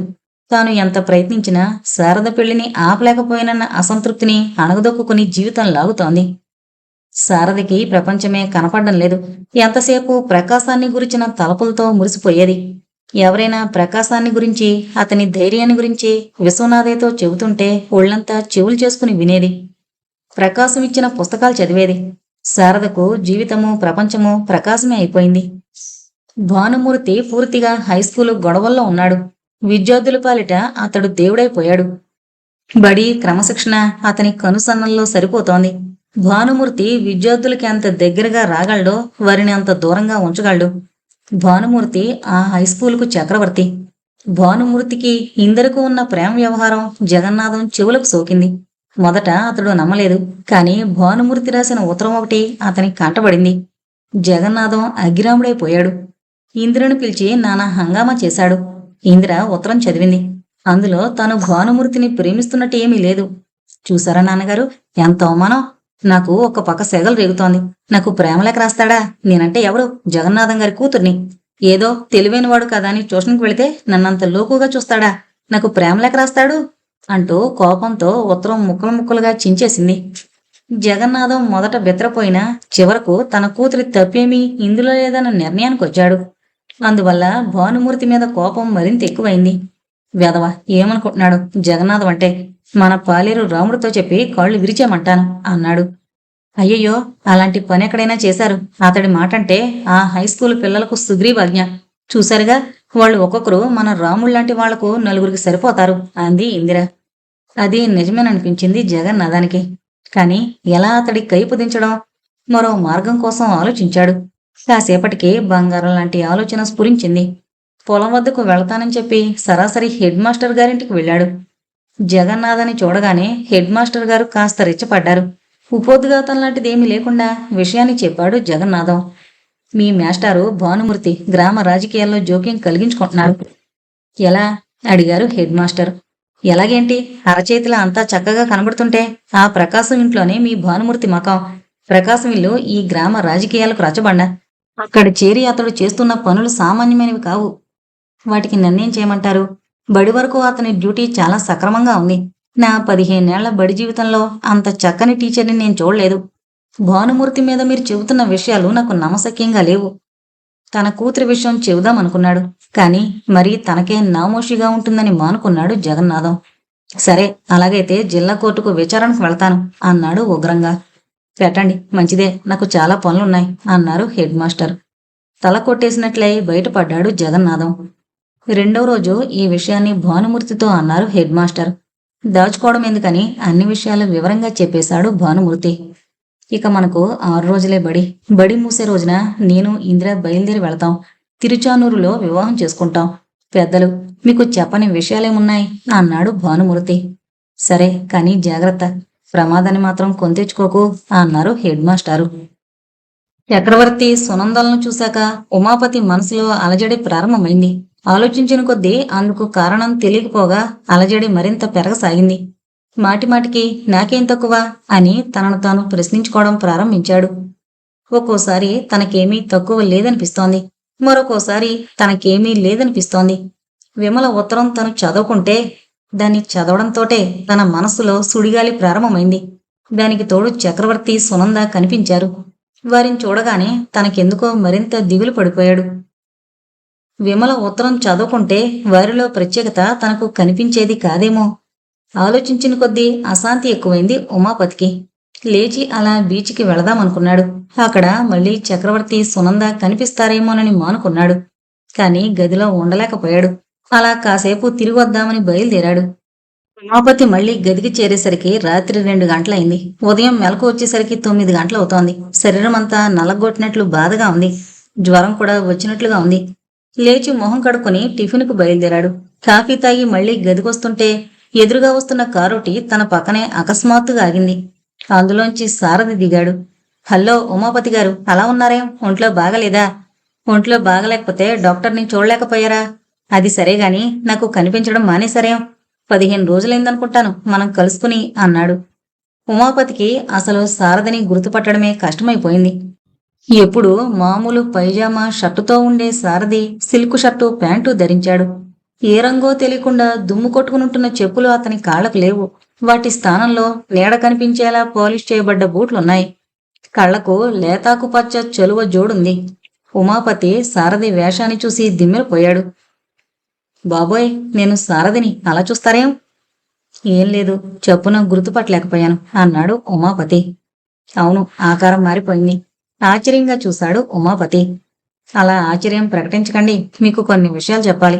సాయంకాలం మీ గదికొస్తాను, గదిలోనే ఉంటారా? సారథి, మనం ఈరోజు సినిమాకి వెళ్ళాలనుకున్నాంగా, వారి గదికి ఎలా వెళతావు? ఉమాపతి కారులోకి చూశాడు. స్టీరింగ్ వద్ద ఒక యువతి కూర్చునుంది. ఆవిడే ఆ మాట అంది. ఓ, ఐఎమ్ సారీ, నువ్విలా దిగిరా, కారులోని యువతితో అన్నాడు సారథి. ఆవిడ కారు దిగొచ్చింది. కారులోంచి దిగడానికి ఆవిడ కాస్త అవస్థ పడాల్సొచ్చింది. ఆవిడకు ఏ అవయవమూ ఉండవలసిన ప్రమాణంలో లేదు. ఆవిడ రంగు నిగనిగలాడే నలుపు, ఎత్తైన నుదురు, మాడు కంటుకుపోయిన పొలుచని వెంట్రుకలు ఆవిడ్ను మరింత అందవికారంగా చూపుతున్నాయి. ఈవిడ పేరు సౌదామిని, మా అత్తయ్య కూతురు, పరిచయం చేశాడు సారథి. నమస్కారం చేశాడు ఉమాపతి. ఆవిడ్ని చూస్తుంటే తనకు స్త్రీ మీదున్న కోరిక నశించిపోతుందేమో అనిపించింది ఉమాపతికి. నేను నిలబడలేకుండా ఉన్నాను, మీరు మా గదికి ఎప్పుడొస్తారు? ఆలోచించి రేపు అన్నాడు ఉమాపతి. ఉమాపతిని కారులోని గదిదాకా తీసుకొచ్చి వదిలాడు సారథి. ఉమాపతి గారు, ఆరోగ్యం బాగా చూసుకోండి, ఆరోగ్యమే మహాభాగ్యం. రేపు బాగా తలంటి స్నానం చేయండి. ఈ సుస్థి పరిగెత్తిపోతుంది. కారు రివ్వున వెళ్ళిపోయింది. ఉమాపతి గదిలోకొచ్చి చాప మీద కూర్చున్నాడు. ఎంత మరిచిపోదామన్నా సౌదామిని రూపం మరుపుకు రాలేదు. ఆవిడకు సారథికి ఉన్న సంబంధం బోధపడలేదు. సారథి ఎంత మారిపోయాడు. అతడిలో అదో రకమైన టీవీ కనిపించింది. ఎక్కడి వచ్చింది ఆ టీవీ? సారథి తలంటి స్నానం చేయమన్నాడు. ఎలా చేస్తాడు తాను? తనకెవరున్నారు తలంటేవాళ్ళు? నీళ్లు కాగబెట్టి పోసేవాళ్ళెవరు?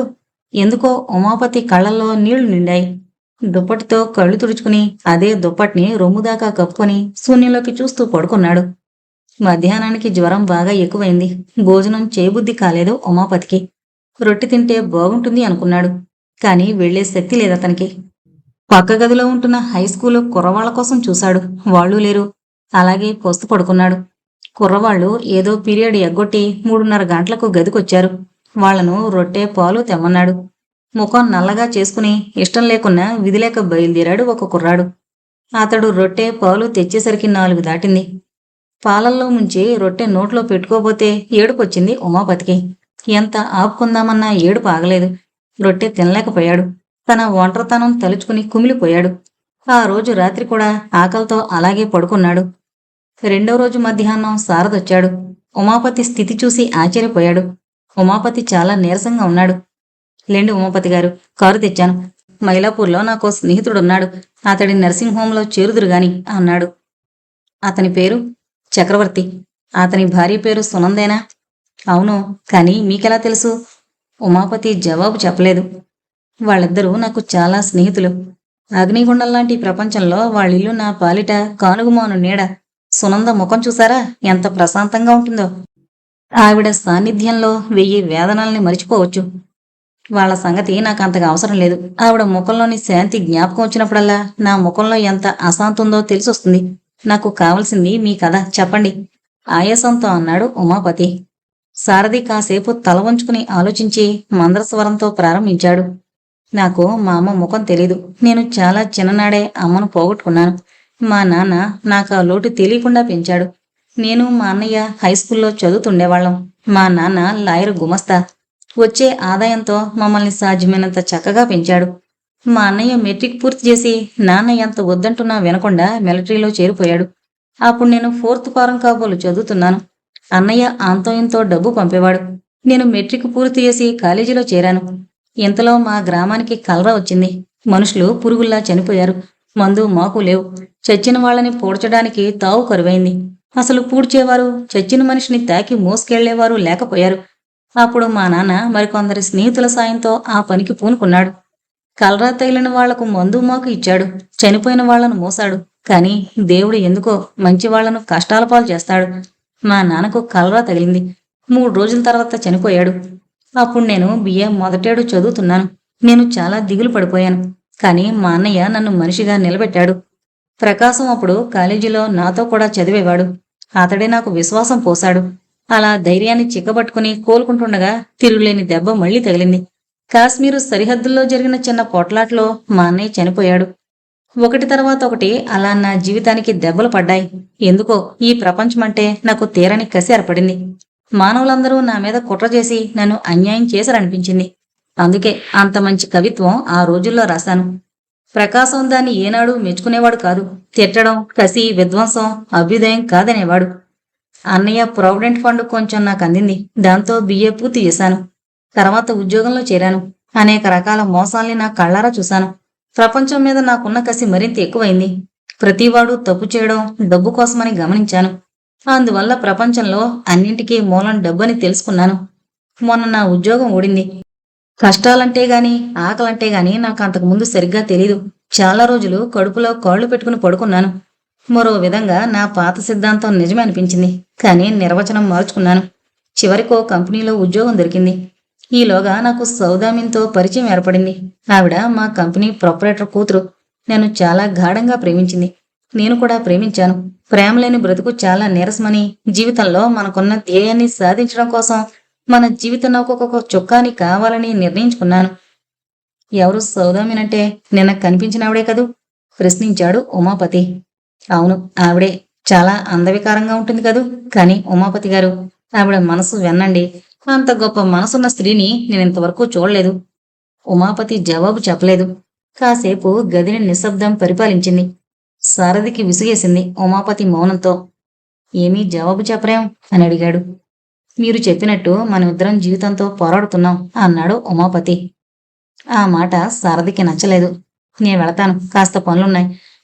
ఒక మాట, నేను మారిపోయానని, నా ఆదర్శాలకు తిలోదకాలు వదిలేశానని మీరు అనుకుంటున్నారులా ఉంది. అది శుద్ధ అబద్ధం.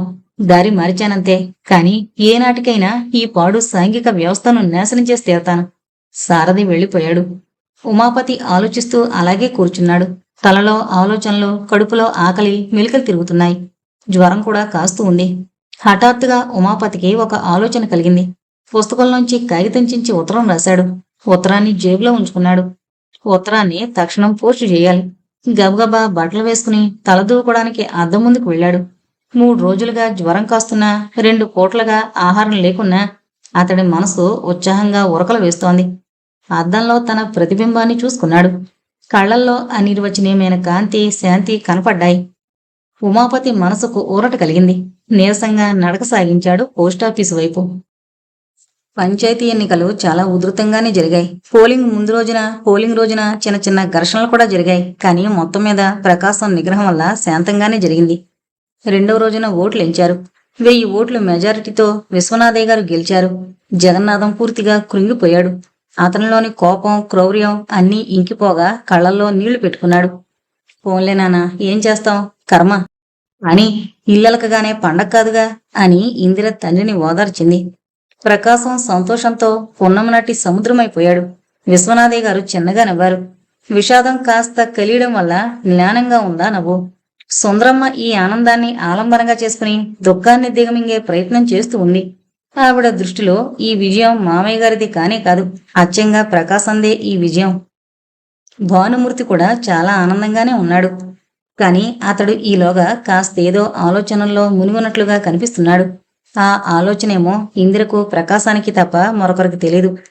ఎన్నికల ఫలితం ప్రకటించిన రోజు విశ్వనాథయ్య గారిని ఘనంగా ఊరేగించారు. ఆ రోజు ఊరు వదిలి చిత్తూరుకు వెళ్లిపోయాడు జగన్నాథం. ఆ మరనాడు మధ్యాహ్నం ప్రకాశం గదిలో కూర్చుని చదువుకుంటుంటే భానుమూర్తి వచ్చాడు. రేపట్నుంచి మాకు సెలవులు అన్నాడు. విషయం ప్రకాశానికి స్ఫురించింది. ఉత్తరం పంపావా అని అడిగాడు. ఓ 4 రోజులైంది. జవాబు కూడా అందింది. ఆలోకే, సర్వం సిద్ధం. కానీ జాగ్రత్త, అలాంటి భయాలకు చోటు లేదు.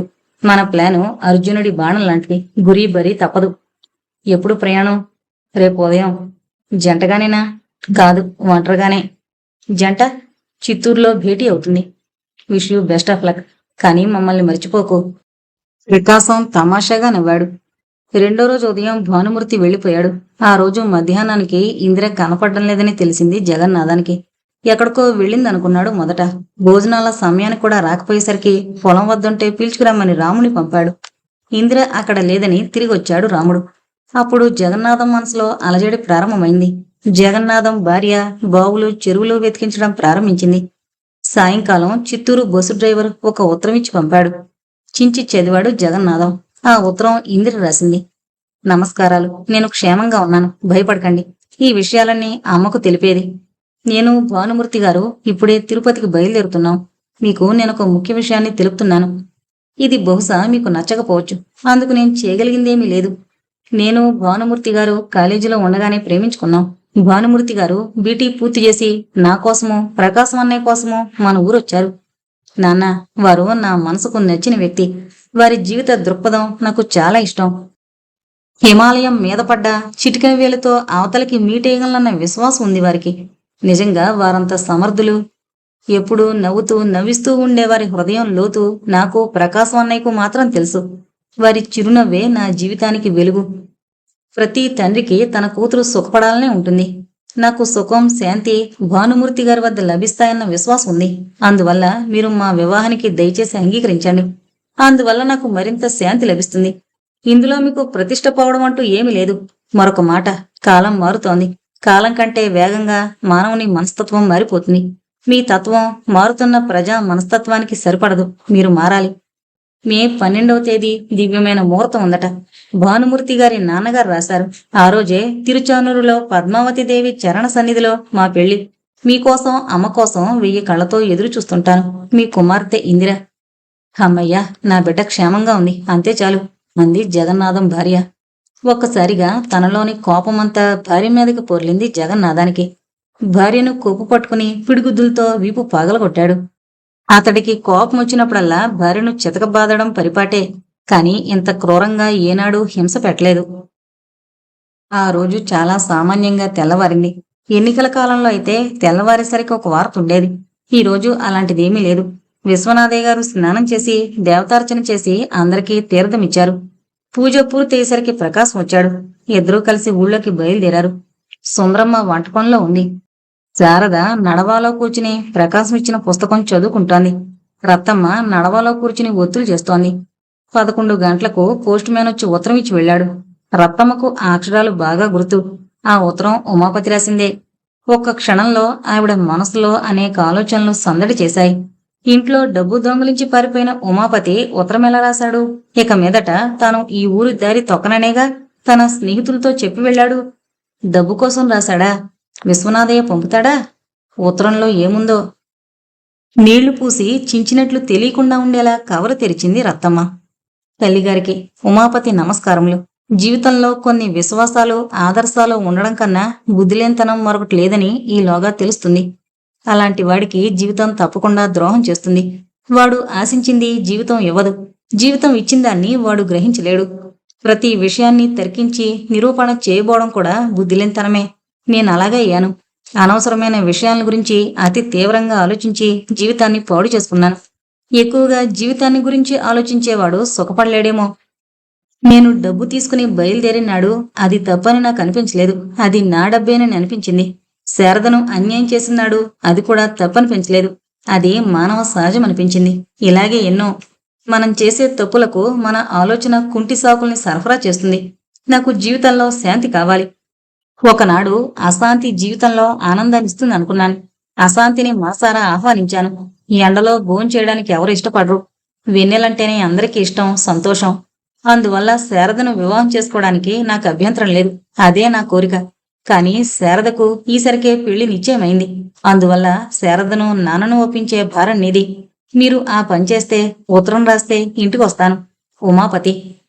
ఉత్తరం చదవగానే రత్తమ్మకు కలిగిన సంతోషం అంతా ఇంతా కాదు. ఆవిడ మనసులో చాలా కాలంగా నిద్రపోతున్న కొన్ని ఆలోచనలు మళ్లీ మేల్కొన్నాయి. ఉత్తరాన్ని చక్కగా అతికించింది. సుందర, ఎక్కడ్నుంచో ఉత్తరం వచ్చిందమ్మా, ఇదిగో. గొంతులో ఏ భావం వ్యక్తం కాకుండా సుందరమ్మకు ఉత్తరాన్నిచ్చింది. పని తొందరలో ఉన్న సుందరమ్మ దాన్ని గోడకున్న పటం వెనకాల పెట్టింది.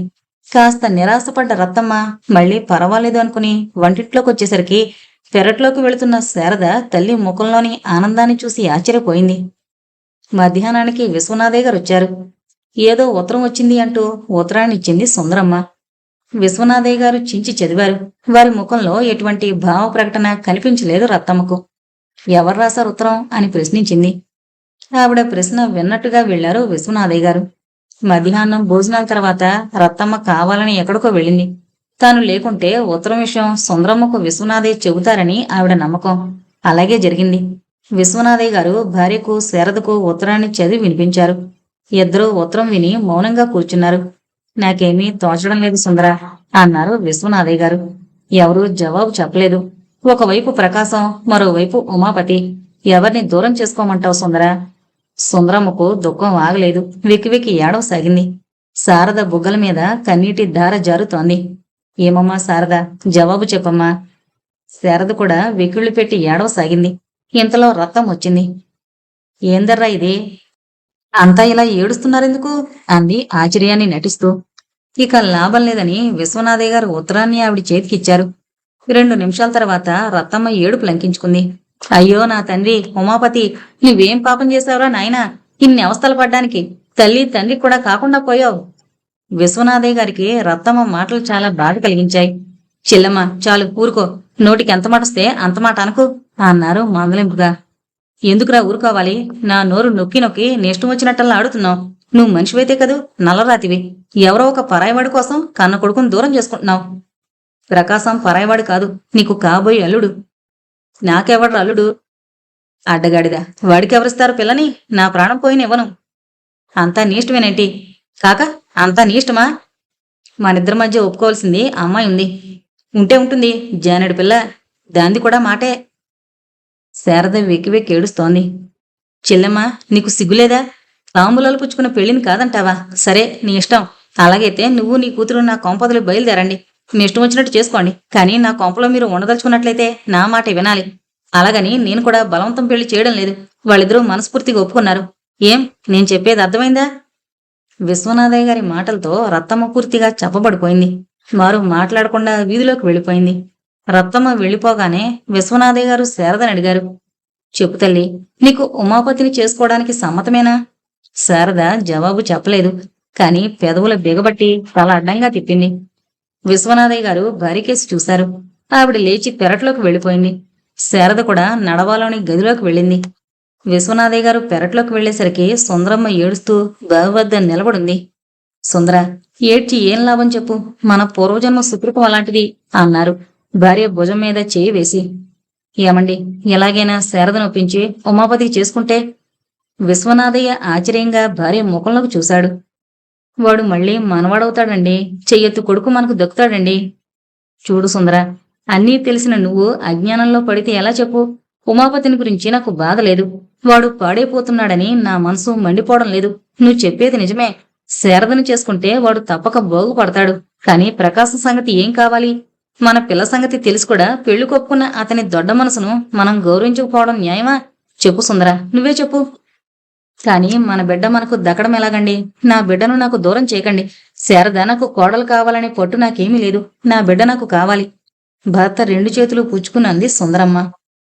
వయసు పడమటి దిక్కుకు మొగ్గుతోన్న తన భార్యను ఎంతగా నొప్పించవలసి వచ్చినందుకు చాలా బాధపడ్డారు విశ్వనాథయ్య గారు. అందుకొక దారుంది. ప్రకాశం చెల్లెలు శాంతను ఉమాపతికి చేసుకుందాం. ఆ పిల్ల మన శారదకి ఎందులోనూ తీసుకోదు అన్నారు విశ్వనాథయ్య గారు. కాని భార్య కళ్ళల్లో ఏదో అనుమానం వారికి కనిపించింది. మళ్ళీ అన్నారు, ప్రకాశాన్ని నేను అడుగుతాను. అతడు వీల్లేదంటే సావిత్రమ్మ కాళ్ళు పట్టుకుంటాను. వాళ్ళిద్దరూ అనుకుంటే శాంత ఒప్పుకుంటుంది. నువ్వు బాధపడకు. నీ బిడ్డను నీ చేతుల్లో పెడతాను. సుందరమ్మ బాధతో ముడివేసుకున్న భరత ముఖాన్ని చూసింది. విశ్వనాథయ్య గారి కళ్ళ నిండా నీళ్లున్నాయి. ఆ రోజు రాత్రి విశ్వనాథయ్య గారు జరిగిన విషయాన్ని ప్రకాశంతోనూ సావిత్రమ్మతోనూ చెప్పారు. శాంత విషయంలో ఉమాపతి అభిప్రాయం తెలుసుకురావడానికి మరుసటి దినం ప్రకాశం మద్రాసుకు వెళ్లేలా అనుకున్నారు. 2 రోజుల్లో ఊరు నుంచి ఉత్తరమో లేక ప్రకాశమో రావచ్చు అనుకున్నాడు ఉమాపతి. 4 రోజులు కావస్తున్నా ఆ సూచనలే కనపడడం లేదు. 4 రోజుల నాడు చిగురించిన ఆశ, జీవించాలన్న కోరిక ఈనాడు ఉమాపతికి లేవు. ఉత్తరం అందగానే ఇంట్లో జరిగిన దృశ్యాన్ని ఊహించుకుంటూ పడుకున్నాడు. తన ఉత్తరాన్ని చూసి నాన్న మండిపడి ఉంటాడు. అమ్మను పిలిచి చెప్పుంటాడు. అమ్మ కూడా తనను అసహించుకునుంటుంది. శారద నిక్కచ్చిగా తనను పెళ్లి చేసుకోనని చెప్పుంటుంది.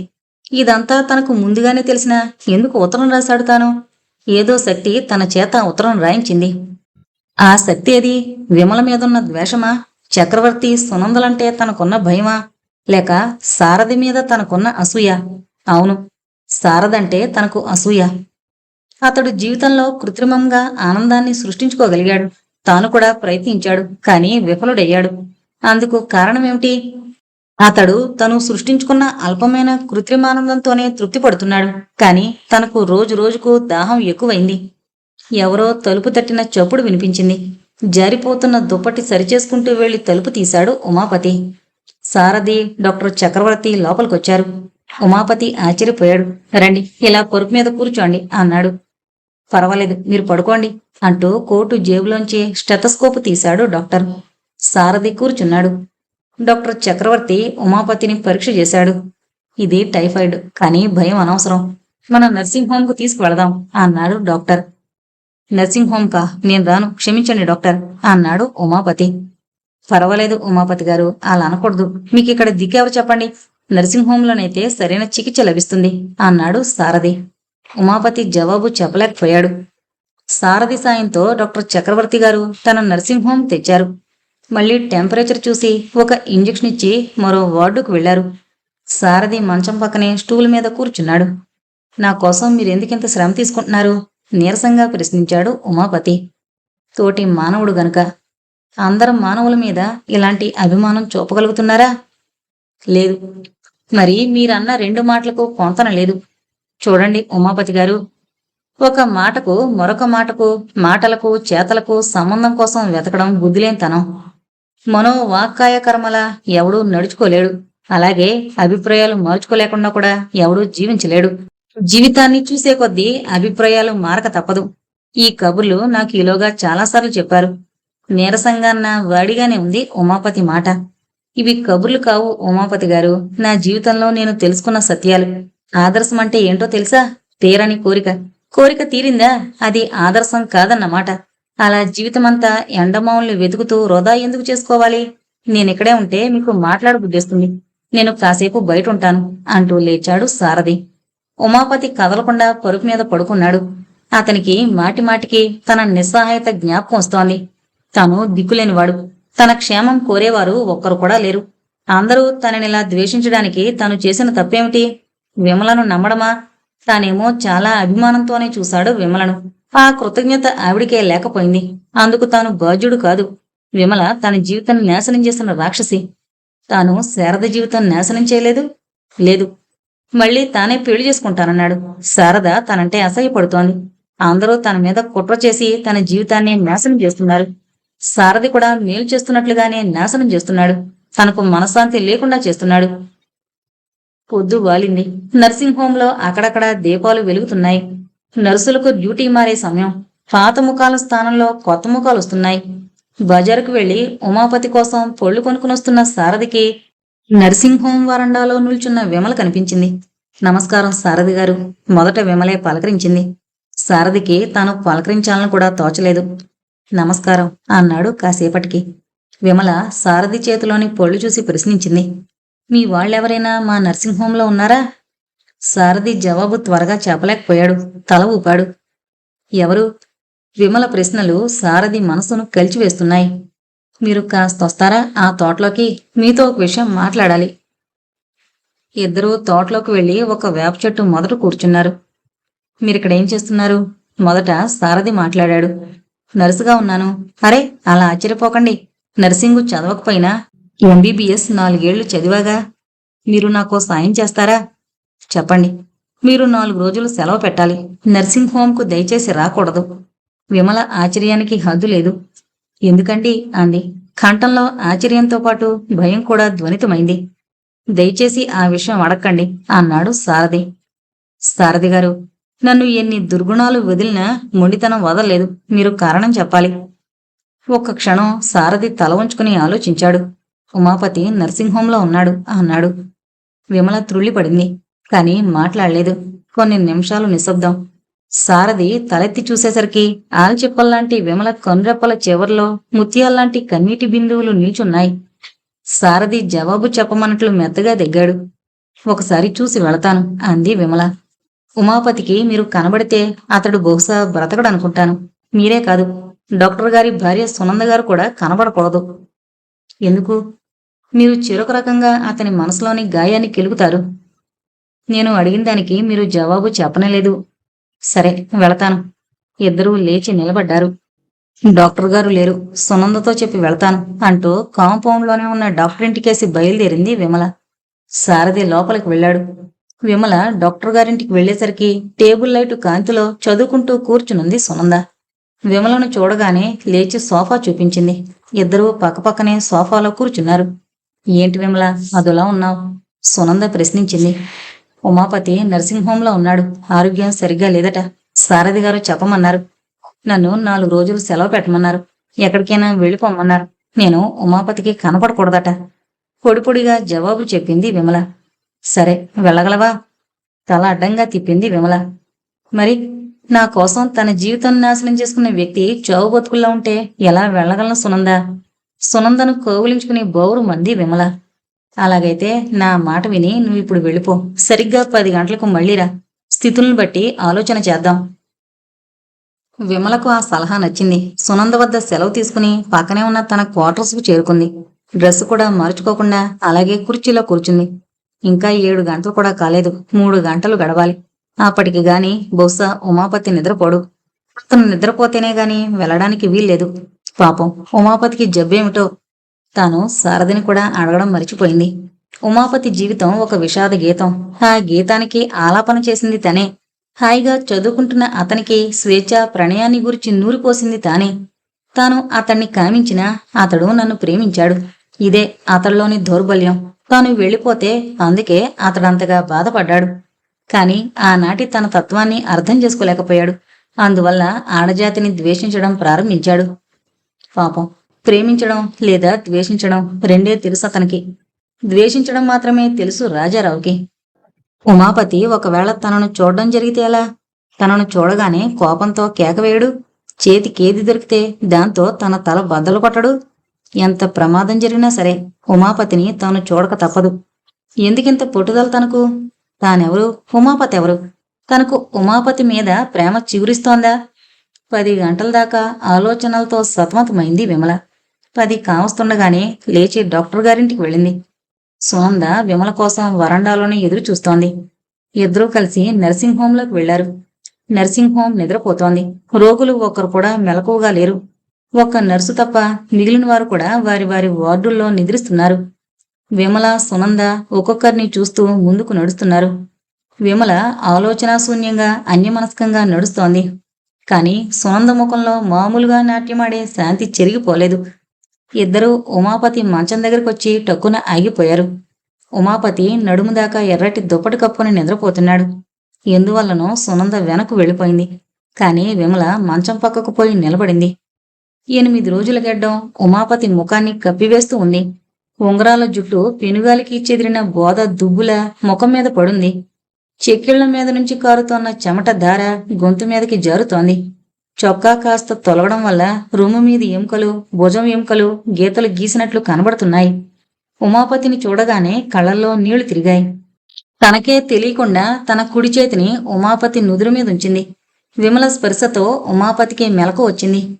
ఎవరిదో మృదువైన అమృత హస్తం తన నుదురు మీదుంది. ఆ స్పర్శలో అతనికొక అనిర్వచనీయమైన శాంతి, మాధుర్యం లభించాయి. వాటి భారంతో అతడు కళ్ళు కూడా తెరవలేదు. తన చేతితో విమల చేతిని పట్టుకుని గట్టిగా నుదురుకేసి ఒత్తుకున్నాడు.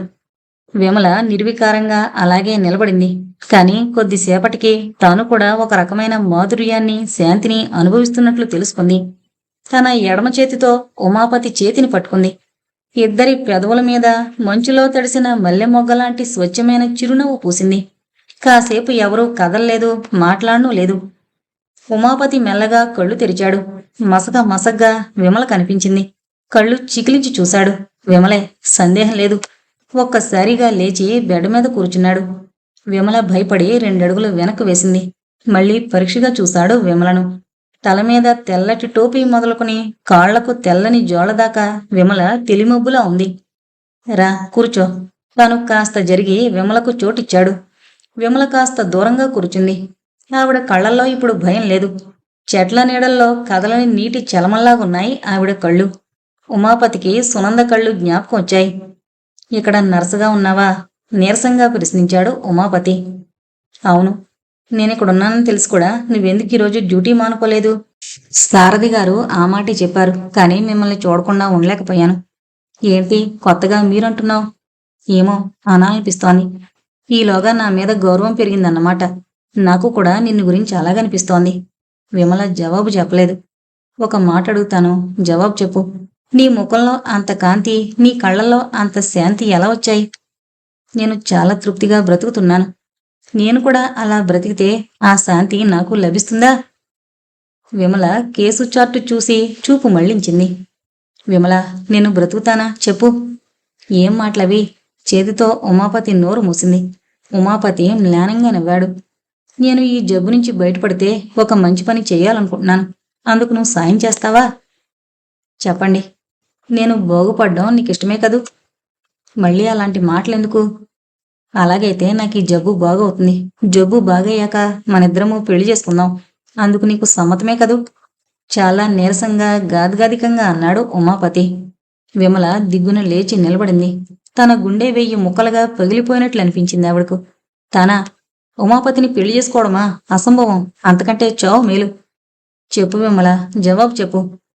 కళ్లల్లో నీళ్లతో ప్రశ్నించాడు ఉమాపతి. కాని విమల ఉమాపతి కేసి చూడలేదు.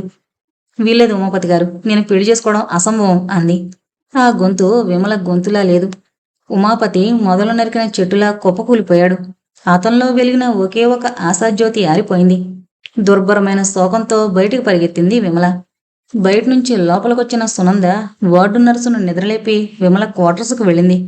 సునంద వెళ్లేసరికి విమల చాప మీద బోర్లా పడుకుని వెక్కి వెక్కి ఏడుస్తోంది. అంతా విన్నాను విమల. నీకెందుకంత ఆవేశం?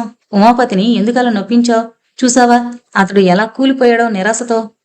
విమలకు ఏడుపు ఆగలేదు. ఉమాపతి అంటే నీకెందుకిష్టం లేదు? సునంద విమల వీపు నిమురుతూ ప్రశ్నించింది. ఆ ప్రశ్నకు విమల ఆశ్చర్యపోయింది. ఆ ప్రశ్న తనకు తోచనే లేదు.